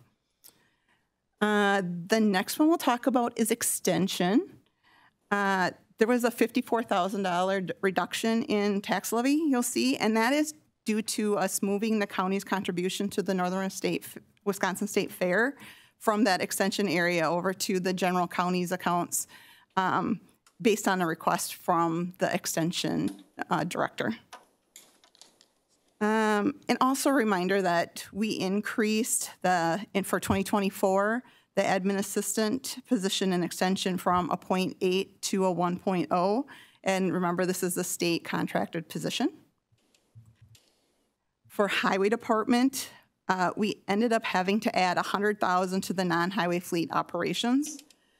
This account has had losses for quite a few years. So if you recall, last year we added $40,000 in the 2023 budget, but we know that that is not enough. Last year alone, they had a $150,000 loss, so $40,000 isn't going to get them very far. So we knew that we have issues, and it's really due to a lot of it is due to the increased parts costs. Fuel costs are really a driver for us. Because remember, in the non-highway fleet, that includes all the sheriff's department squads and stuff, and that is, you know, it's very expensive having them. And if we haven't had much increases in that department for a long time for that area. Information technology, $120,000 was added for Microsoft Office 365 software. So it's just for the beginning, because for full implementation, it's going to be in 2025. And this is necessary due to email security issues that we're running into. I'm sure you know all about the cybersecurity business. And so it's just another step that the county has to take to keep our information secure. Sheriff admin, we added $20,000 for the increased cost of the radio console contract. For the jail, we had to add $175,000 to offset increased meal costs and revenues issues that they've had. If you recall, last year, the Sheriff's Department had a pretty substantial loss. So because of those revenues were overstated, especially with the boarding of inmates from other municipality or other, agencies. So that was something that we had to try to rectify. The patrol, Sheriff's Patrol. So what happened is, what we did is we added $225,000 and we made a new division in the Sheriff's Department for security. We know that this is something that is a major initiative from the county board to keep the courthouse safe. And, we wanted to make sure we had some money in there so that whatever you guys decide, then that we have money to implement something. Let's see here. In Sheriff Telecommunications, we added $25,000 for overtime. We've had staffing shortages continuously in that department. We cannot keep staff. That is a real concern for us. In the treasurers, we increased $50,000 for interest income. It's just we're trying to find the middle point. It's just a moving target with the economy. Veterans, this is a reduction since that shared position with the county clerk's office for 100%. Then you go down to the next one, it's general county. Most of that is reflected due to the property tax credit updated for comp plan costs, the increased state shared revenue of $741,788, and then there was that $54,000 from extension for the fair contributions. And Randy said he wants to discuss the property tax credit some more, so I'll let him talk. Sorry. I apologize, board, for not being there. Trust me, I'd much rather be there. So I just wanted to talk about, I sent a letter out when we proposed this, and basically they estimated $1.6 million for property tax credit for the wage study. So sales tax has gone up a little over $2 million over the past 2 years. And it's averaged about 4.1%, excluding the last 2 years, because there was a pretty dramatic increase. So I didn't take those 2 years, otherwise that would have been a lot higher. If you look at a 3% across the board wage increases, which we typically do for our employees, that cost of $1.6 million is $48,000. At 4.1%, the increase for sales tax is $340,500.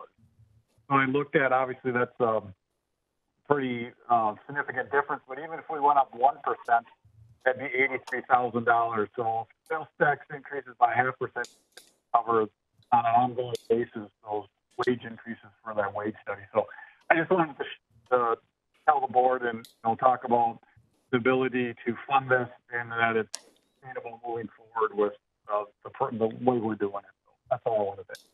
Thanks, Lori. All right. Any questions? Any questions? What Randy talked about?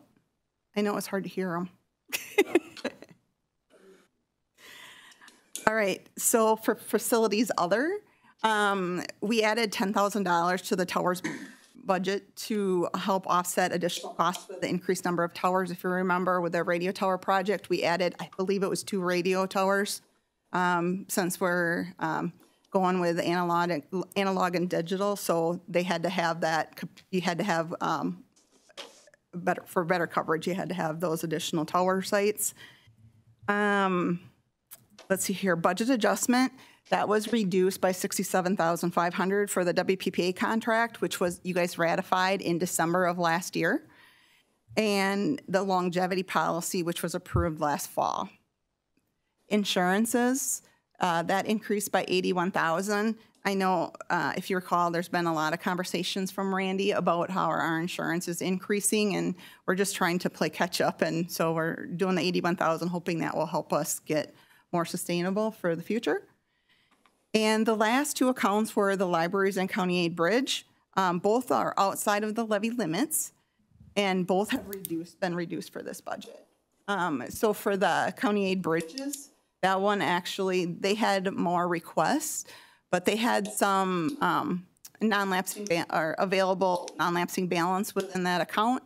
So they want to make sure that they utilize some of that so they don't have too large of a non-lapsing balance in there. Any questions with all of those accounts? I know that's a lot.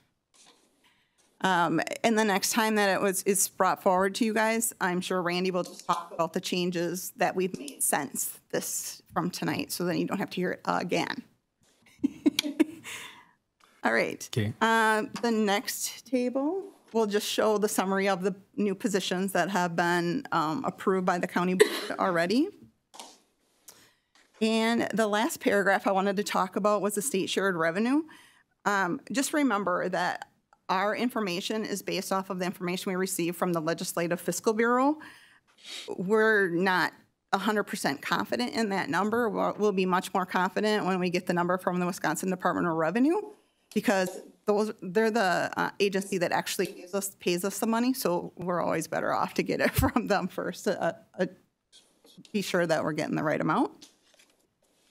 And I can't reiterate enough how important it is to understand that this is just a very preliminary number or budget information, and that it will be, Randy will be sharing this at the October 3rd executive committee meeting, and then for the November 2nd for the budget hearing to the county board.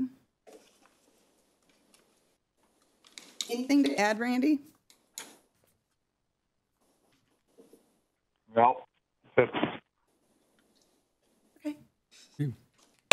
All right.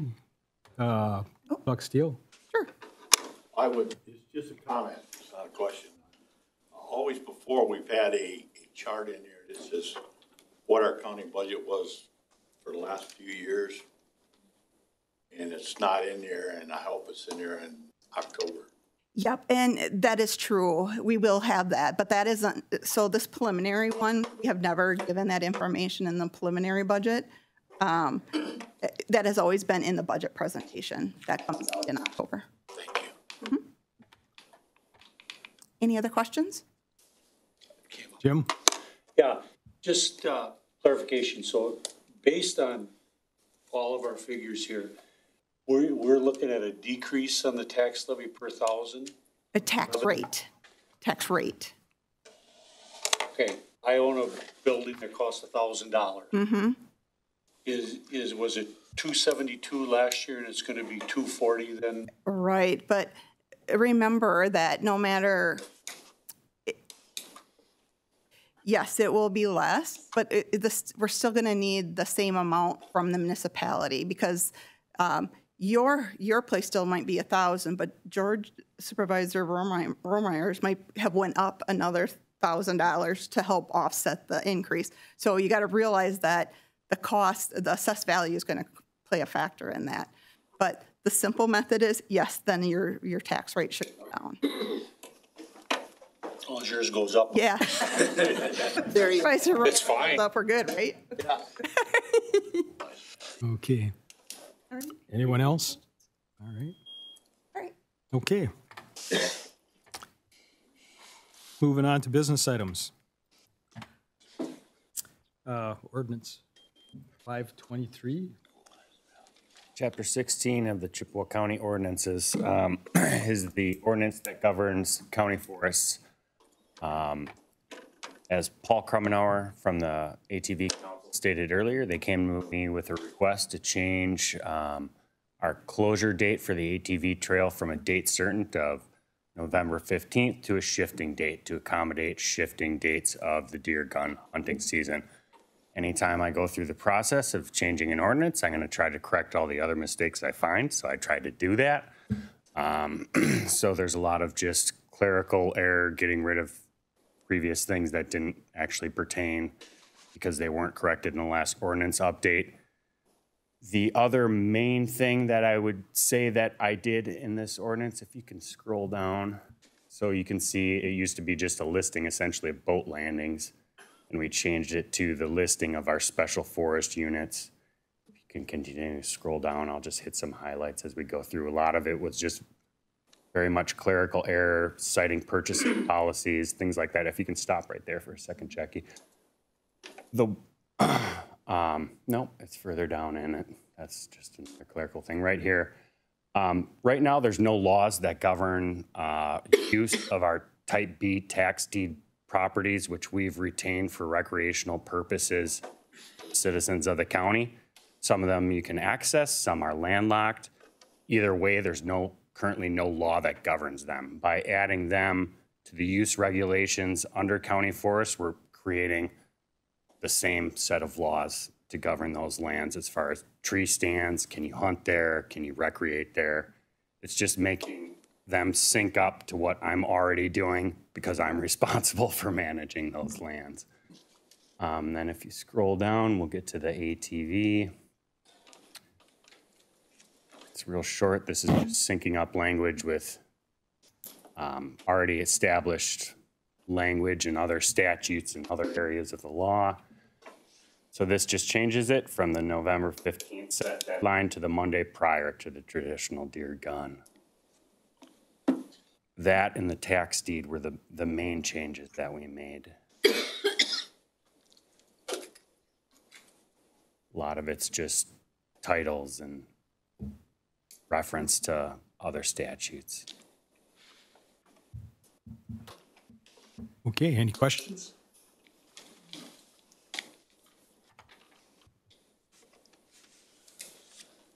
Looks like you're off the hook. Well, I haven't voted yet, so Well, I'll answer questions if you vote yet. It's a first reading. I'll vote next time. Gotcha. Yeah, this is first reading. You're gonna have enough time to implement everything if it's the next board meeting. Like Paul said, we're real close this year, but it's next year that this is actually going to affect what we're able to do out in the woods in a timely fashion. But I will say that I have received lots of complaints about illegal tree stands on tax deed lands, and I've been faking it till now, right? I say, please get your stand off property, but there's no law that I can cite or give you a citation for if you're not following the rules, which don't exist yet. Yeah. Yes. Hopefully, yeah. Okay. Thank you very much. Move down to ordinance 623, ordinance to amend chapter 32 floodplain of Chippewa County. Right. I'm gonna need a motion. So because of time period on this, we're gonna ask for a motion to suspend the second reading so we can vote on it, because our deadline date with the DNR is rapidly approaching.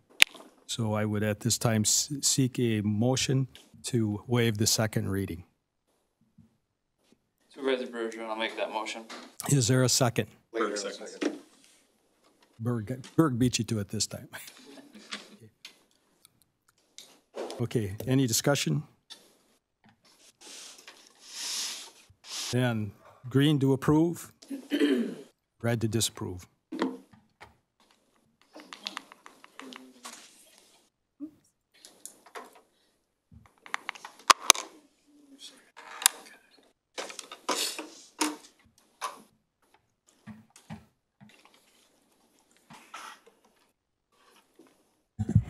Yes, 0 no. Okay, second reading is waived. Then at this time, I would seek a motion to approve the ordinance. Later, so moves. Okay, is there a second? Hunt second. 1 second. Okay, discussion. Doug, you're on.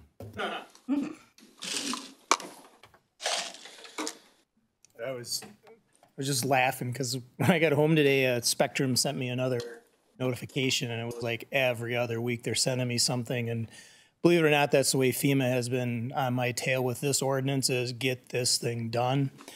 The problem is that I'm grateful that you suspended the rules for immediate action. The last time we went through an ordinance update, the time frames are different, and they had different people in there. And this time they held my feet to the fire and changed some of the rules and regulations and time frames on me. Everything that you see in the ordinance really stemmed from the fact that the city of Chippewa Falls amended two of the floodplain maps, and with that opened up the door for FEMA and the DNR to use me as a whipping boy to get our ordinance into shape. Now, that being said, our ordinance was pretty much up to date until about 2017. There were some minor modifications to it that we needed to make.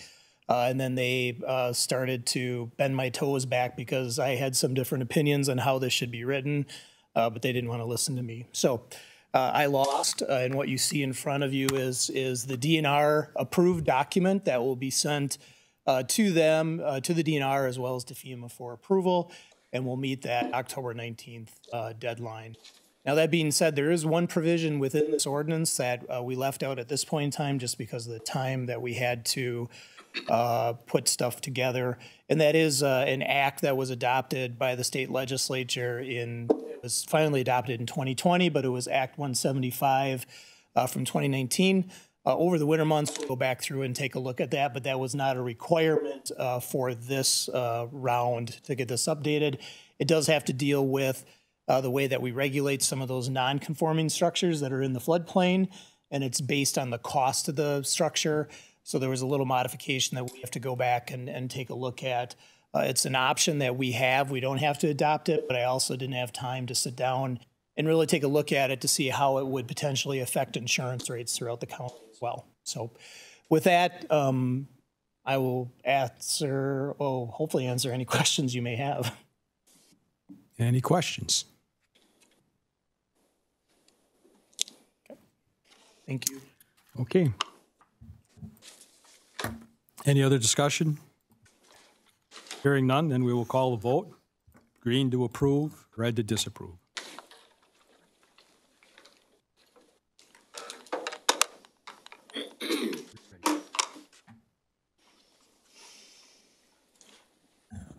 $18 yes, 0 no. Okay. Ordinance passes. HR Poly revisions, second reading. All right. So this we spoke about. Let's put a motion to put it on the, no, wait, I guess not. Yeah, this is second. Second reading. So we'll need a motion to put this on the floor. Make a motion, put it on the floor. Is there a second? To approve? Okay. So a motion be to approve and move it on then. Okay. Now. All right.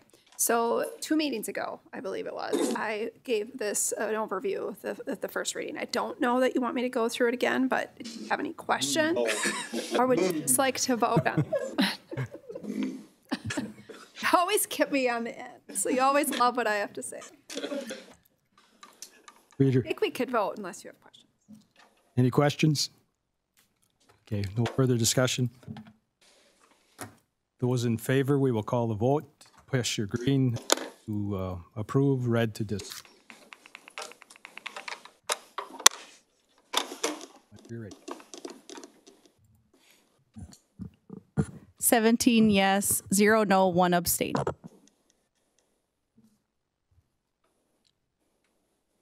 Okay. Policy passes. Okay, number 4, new HR policy, care navigation incentive policy. This is a first reading, but we're being asked to waive the second reading on this so this can be implemented.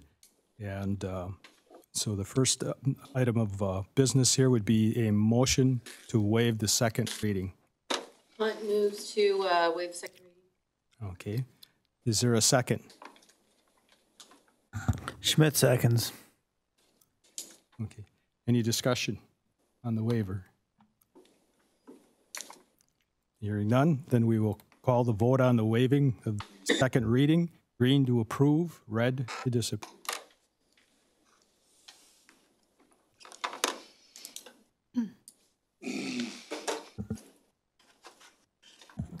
$18 yes, 0 no. Okay, second reading is waived. So then I would seek a motion to approve the care navigation incentive policy. Supervisor Bergeron motions to approve. Is there a second? One second. Discussion. So there's a PowerPoint presentation. So you'll pull it up, and I have a clicker. All right. So I'd like to talk to you a little bit about care navigation so you understand what policy is and why we're bringing a policy forward to incentivize it. So to start, though, is a little bit of background. We went self-funded for Chippewa County Health Insurance Plan in January of 2022. And we did that because it allows us a lot of flexibility to save the county money and save employees money in kind of structuring our plan. One of the things that we did to help with that is in March, we brought in a company called Reform Medicine as our Near Start clinic or advanced primary care clinic. A little update, as of June, when we first started to gather some data for this presentation, we had 311 unique members, which means employees and their dependents that have already utilized the clinic, 648 total visits. As we've been working with Reform Med and the administration, they've explained that our utilization is just skyrocketed. We're literally the best partner that they've had, best employer from a startup. Due to the just different communications and the education that we've been doing. And then I put a little quote in there that one of them had shared that the utilization continues to be very strong. I can't emphasize enough how amazing your utilization is this early. It's incredible. You have put a solid plan together and great communication. We've also been really happy with the response by employees.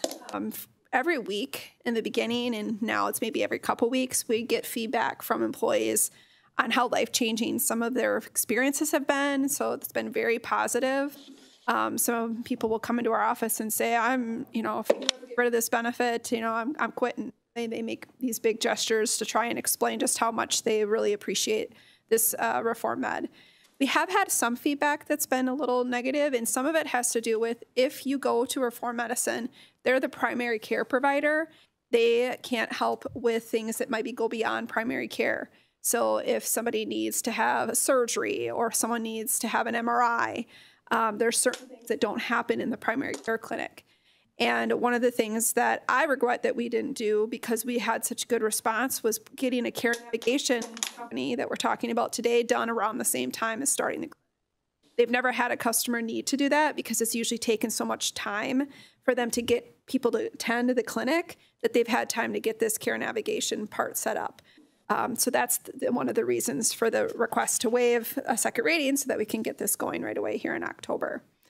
So that's the reason for us wanting to move quickly. So what is care navigation? I'm going to read the slide a little bit here. Healthcare provider decisions are really complex and confusing. And there are very few resources in the healthcare system to provide costs or independent medical advice. When you go to the dentist or you go to the vision, go to your eye doctor, a lot of times the person at the front desk helps you understand your insurance. There is no person like that in healthcare. When you want to decide if, you buy a car, you can shop around. There is no real good resource to shop around for healthcare.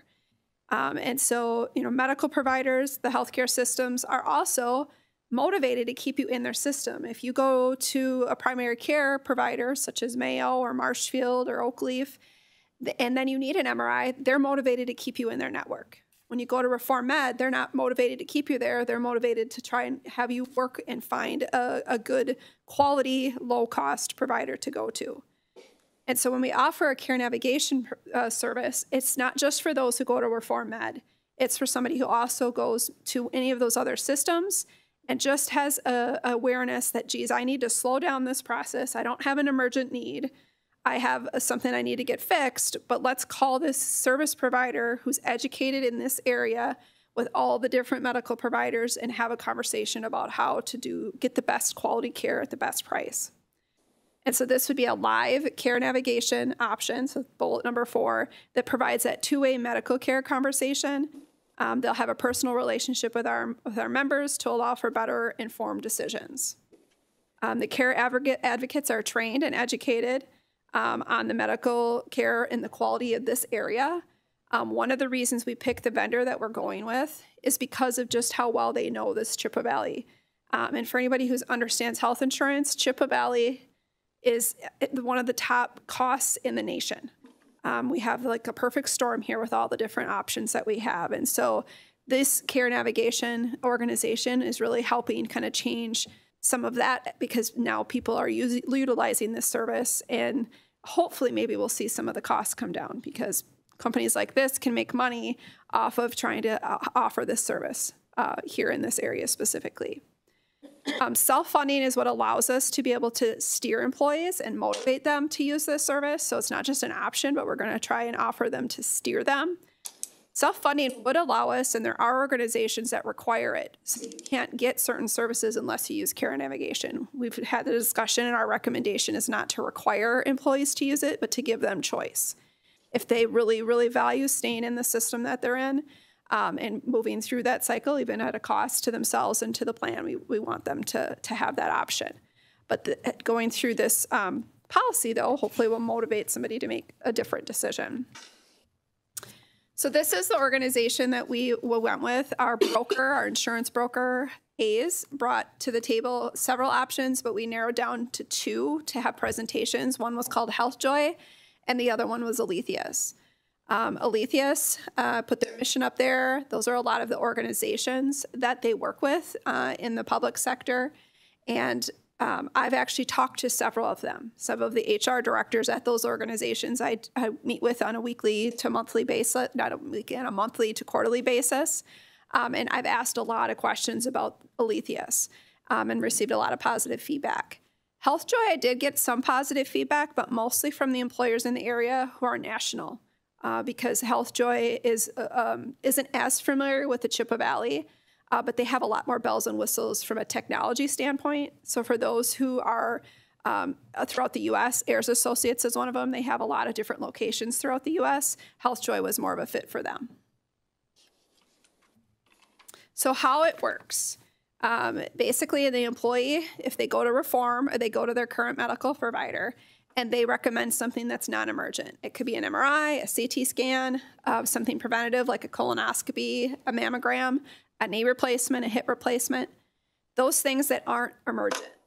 Then what's going to happen is there'll be a referral. So if I'm at the doctor and I'm with Reform Med, it's going to be very seamless because they're going to automatically work with Alethius. They have a lot of their employer groups in this area use Alethius as well. So they have a very good connected system for that referral process.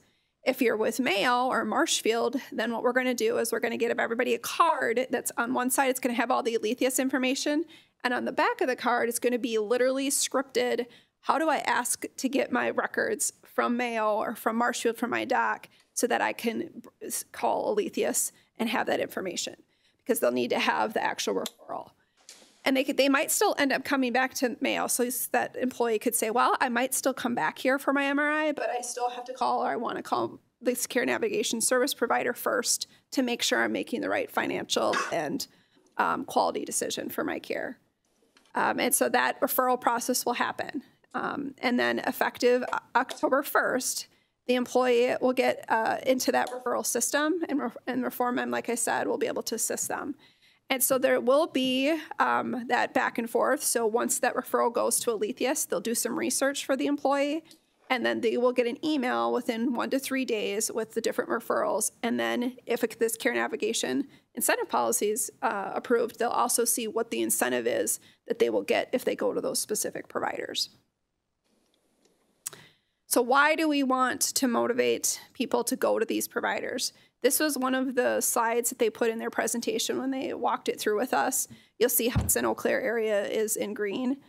What I did is I tried to do some math here for us. And so an average MRI in this area is $3,600. If they go to a value provider, it's $550.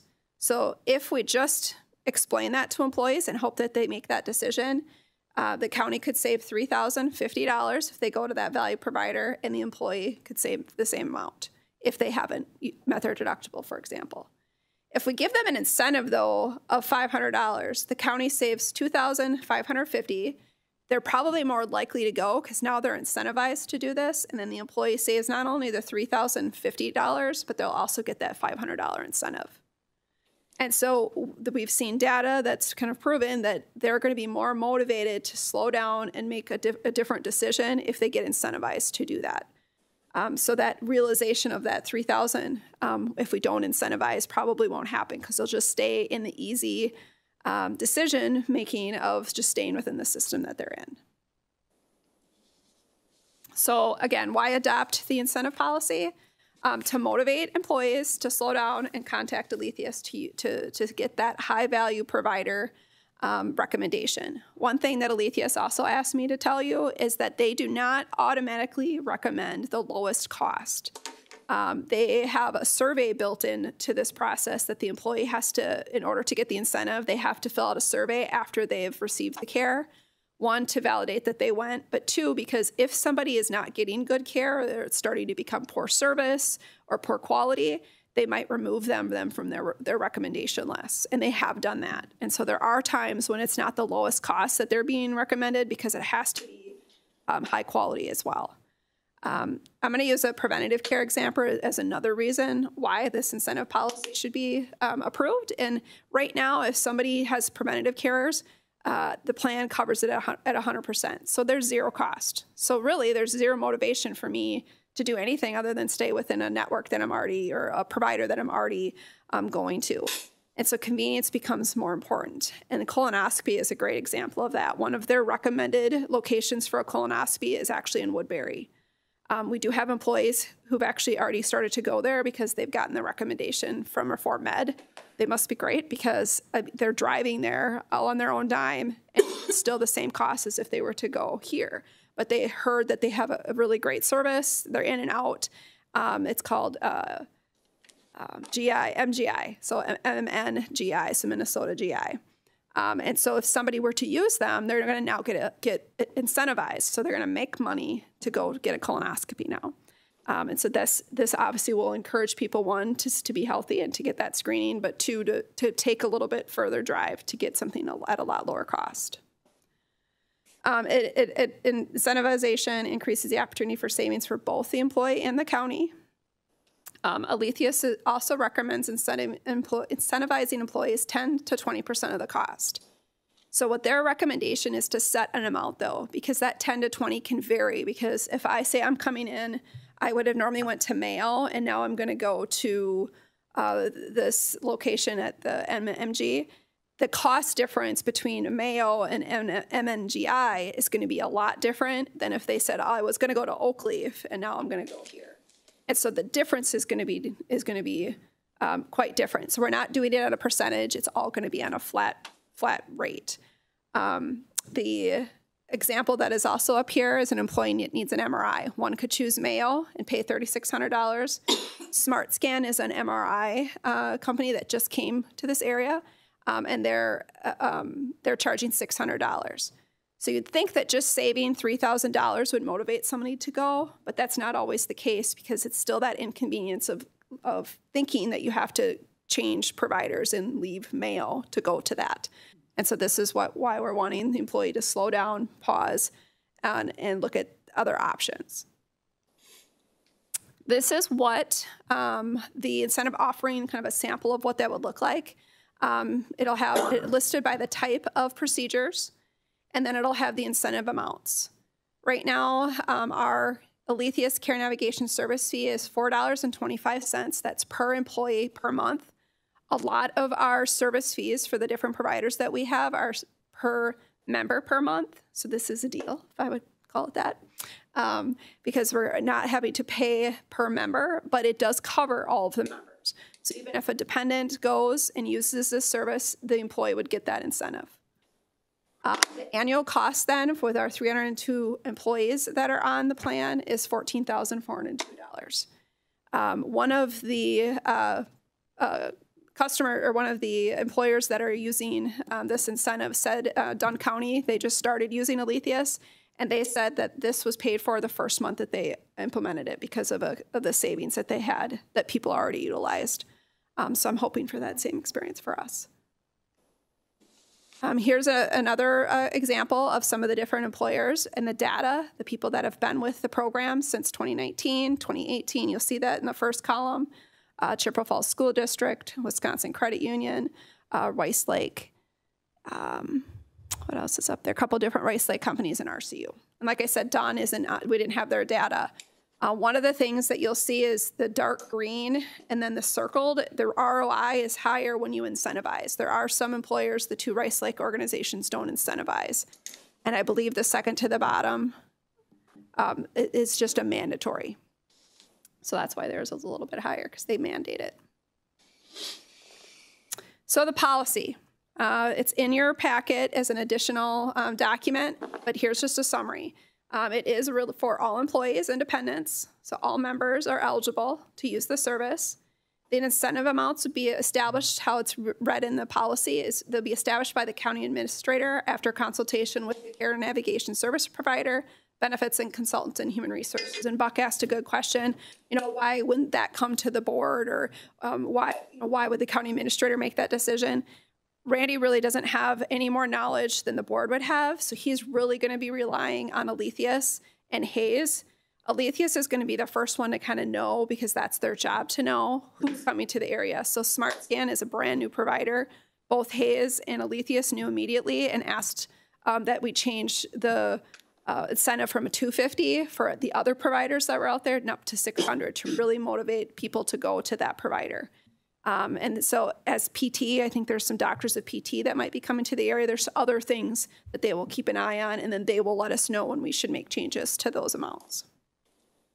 And then the policy really details that request process for employees to make sure that they contact Alethius prior to scheduling the service, unless they're using Reform. Reform will do that for them. If the member agrees to that provider and with the incentive, the member must contact Alethius again after to fill out that survey that I spoke about earlier to provide validation of receiving the care as well as feedback on the service. Alethius then will be sending our office and Human Resources a monthly report, and that report will simply have the member's name and the amount of the incentive. And so then that is because they were able to verify what their attendance was at that specific visit. And then we will work with finance to make sure that that's run through their payroll. So they will be taxed on that incentive as well. They're taxed on it, but it's not WRS deductible, so they won't have WRS come out of that. Any questions? Tony, real quick, why is Chippewa Valley, just out of curiosity, why are they so expensive here for health insurance? What are the... My understanding is we have so many providers, which has always been a weird answer for me, because you think the more providers, the more competition there is, but it actually works opposite in healthcare is what they explained. Really? It's because we have all the different ones. So Jackie said she heard that it's also because a lot of people retire here because of the healthcare. Really? Annette? Thank you, Mr. Chair. I wanted to say thank you so much for bringing this up. As a cancer survivor, I found my patient navigator so valuable in getting me through the entire thing. I actually work for healthcare, and I thought that I knew my way around, but clearly not so much. One question I did have about this, though, is do the patient navigators, will they actually see a patient through, like, the entire treatment? Like, say, for example, again, in my case, I was diagnosed with breast cancer, right? So my patient navigator contacted me. She kind of guided me through the entire thing. And when I got, I was X amount of, months past, having a number of clear scans, she said, all right, well, it looks like you're good to go. Are you happy with, are you happy with your service? Whatever. Yep. And then, she was able to. So there's two ways to buy care navigation. And one is to have them help navigate the selection process and looking at your bills to ensure that they're accurate, and then walking through the in-network providers. And that's what that fee covers. Okay. There's an additional fee that we could pay that we have not right now, which goes to that next level, which is what you're talking about, like a true, like walking you through the whole procedure. Yep. And so that doesn't mean we won't do that, but our current insurance process has a care navigator, which is was yours through a care navigation system, or was it through your insurance provider? It was through TRICARE. So okay. They actually had that service. And yep. So we've talked about it, but we haven't decided to pay that next level of fee yet. Well, this is a good first step. Yeah. Excellent job. Chuck? Thank you. I'm just thinking about process here. For example, let's say I'm going to get my knee replaced. The first step is I'm going to have to get an MRI. So you're going to say, go to this facility, it'll give you an MRI and you'll save money. Yep. Great. in my own dealings with Mayo Clinic in the last year, they won't accept, you know, so you tell me to go here to get my MRI, but then go over here to get my knee replaced, and then to go over here to get the PT. Yep. So you're going to have to, you're right. You're going to have to make a decision about Mayo in that circumstance of, and Mayo will take another MRI. They're going to tell you, someone in your office sometimes is going to tell you that, but there's going to be a lot of doctors at Mayo that won't tell you that. And so because we know that the ones that are telling you that are obviously not telling you the right thing, because there's a lot of good Mayo doctors that will understand that you're trying to save money. And as soon as you have your MRI and it goes back to them, all you did was save $3,000. You're still going to maybe stay in their system. If they treat you well, then you're going to stay in their system. It does take confidence, though. Not all employees might have that. And so those are going to be the situations that our employees are really have to figure out. And that's why we're giving them that card to kind of explain it.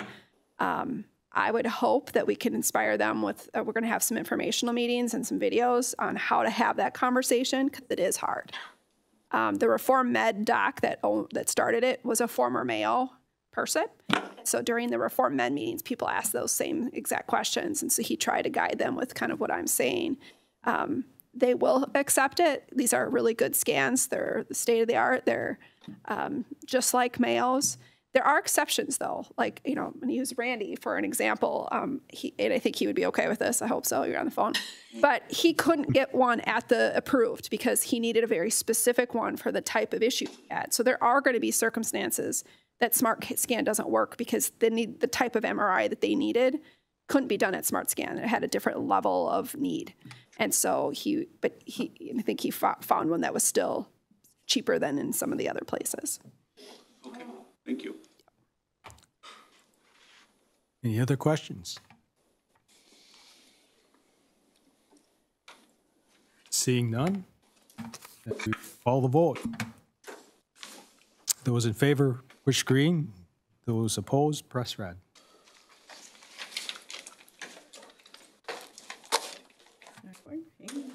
Okay.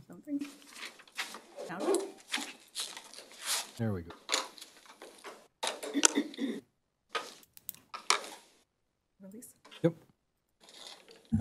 17 yes, 0 no, 1 abstain.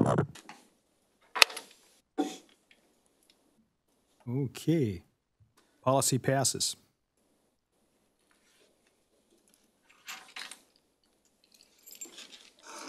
We will move on to county administrator appointments. This is a county administrator appointment for the County Traffic Safety Commission. I don't know if you had the opportunity to read the statement of explanation in there, but I guess at this point in time, I would seek a motion to approve the county administrator's appointments. Motion to, oh, go ahead. Okay, and a second? I'll second. Okay.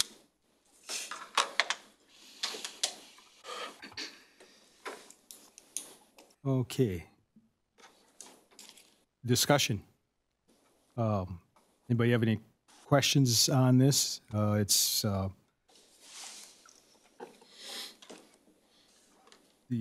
the County Traffic Safety Commission. Yes, Dean. Yeah, I was just wondering, I don't know who Mr. Sosofsky is.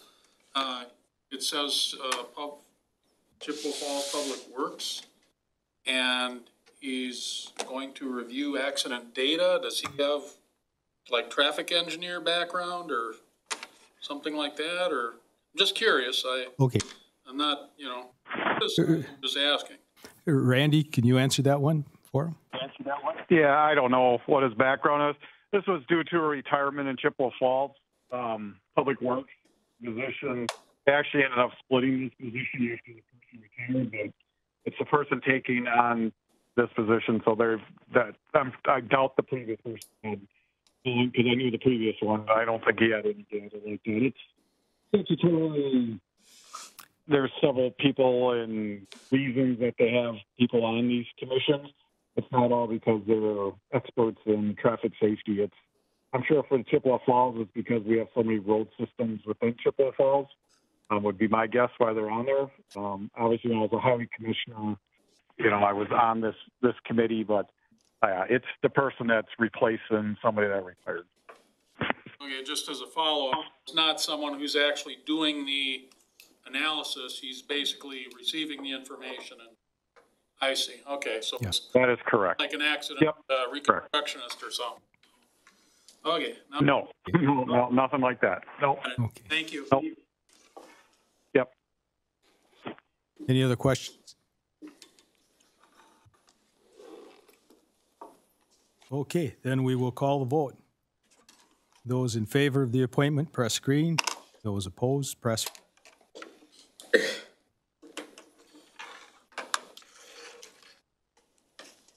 $18 yes, 0 no. Number 11, agenda items for future consideration.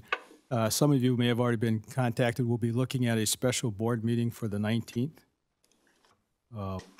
This will be a closed session.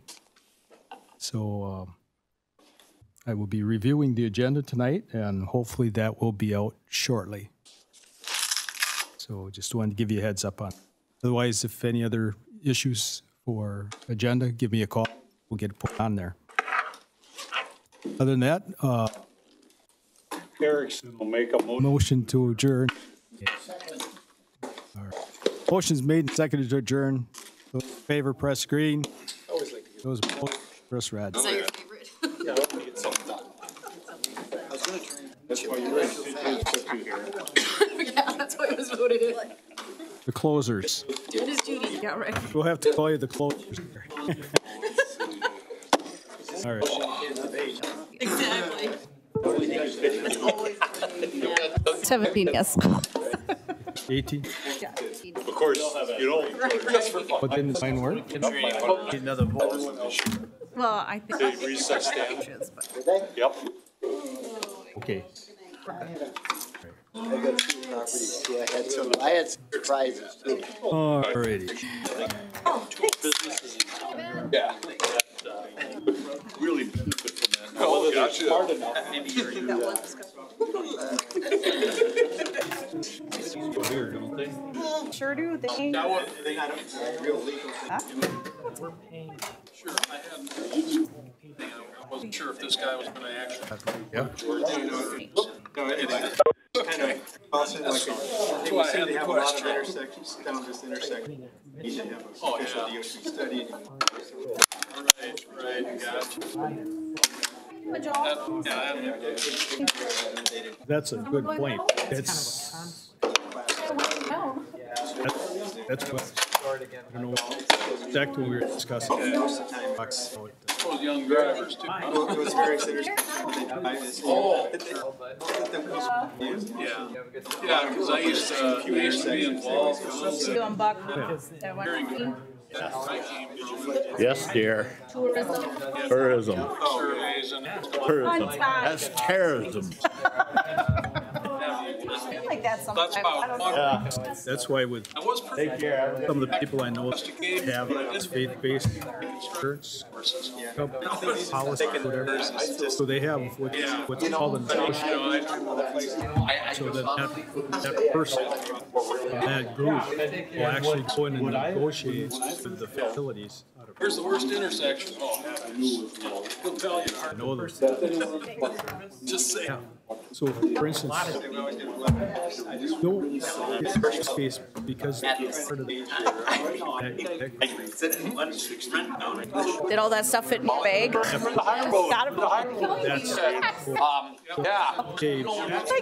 at one point, the first time, like Amber brought stuff up, she said, Drop the value. Porcini from Carrie Ives. And I'm like, well, would you give it to me? And then I actually read the note, like, no, it's for Carrie from. Yeah, I was like, oh my gosh. Like, yeah, but I don't have access to it very often. Like, well, it's more of a. I don't, anytime that's any of the stuff, I mean, I don't even know if that fit in your mailbox, because the mailboxes aren't like They provide big.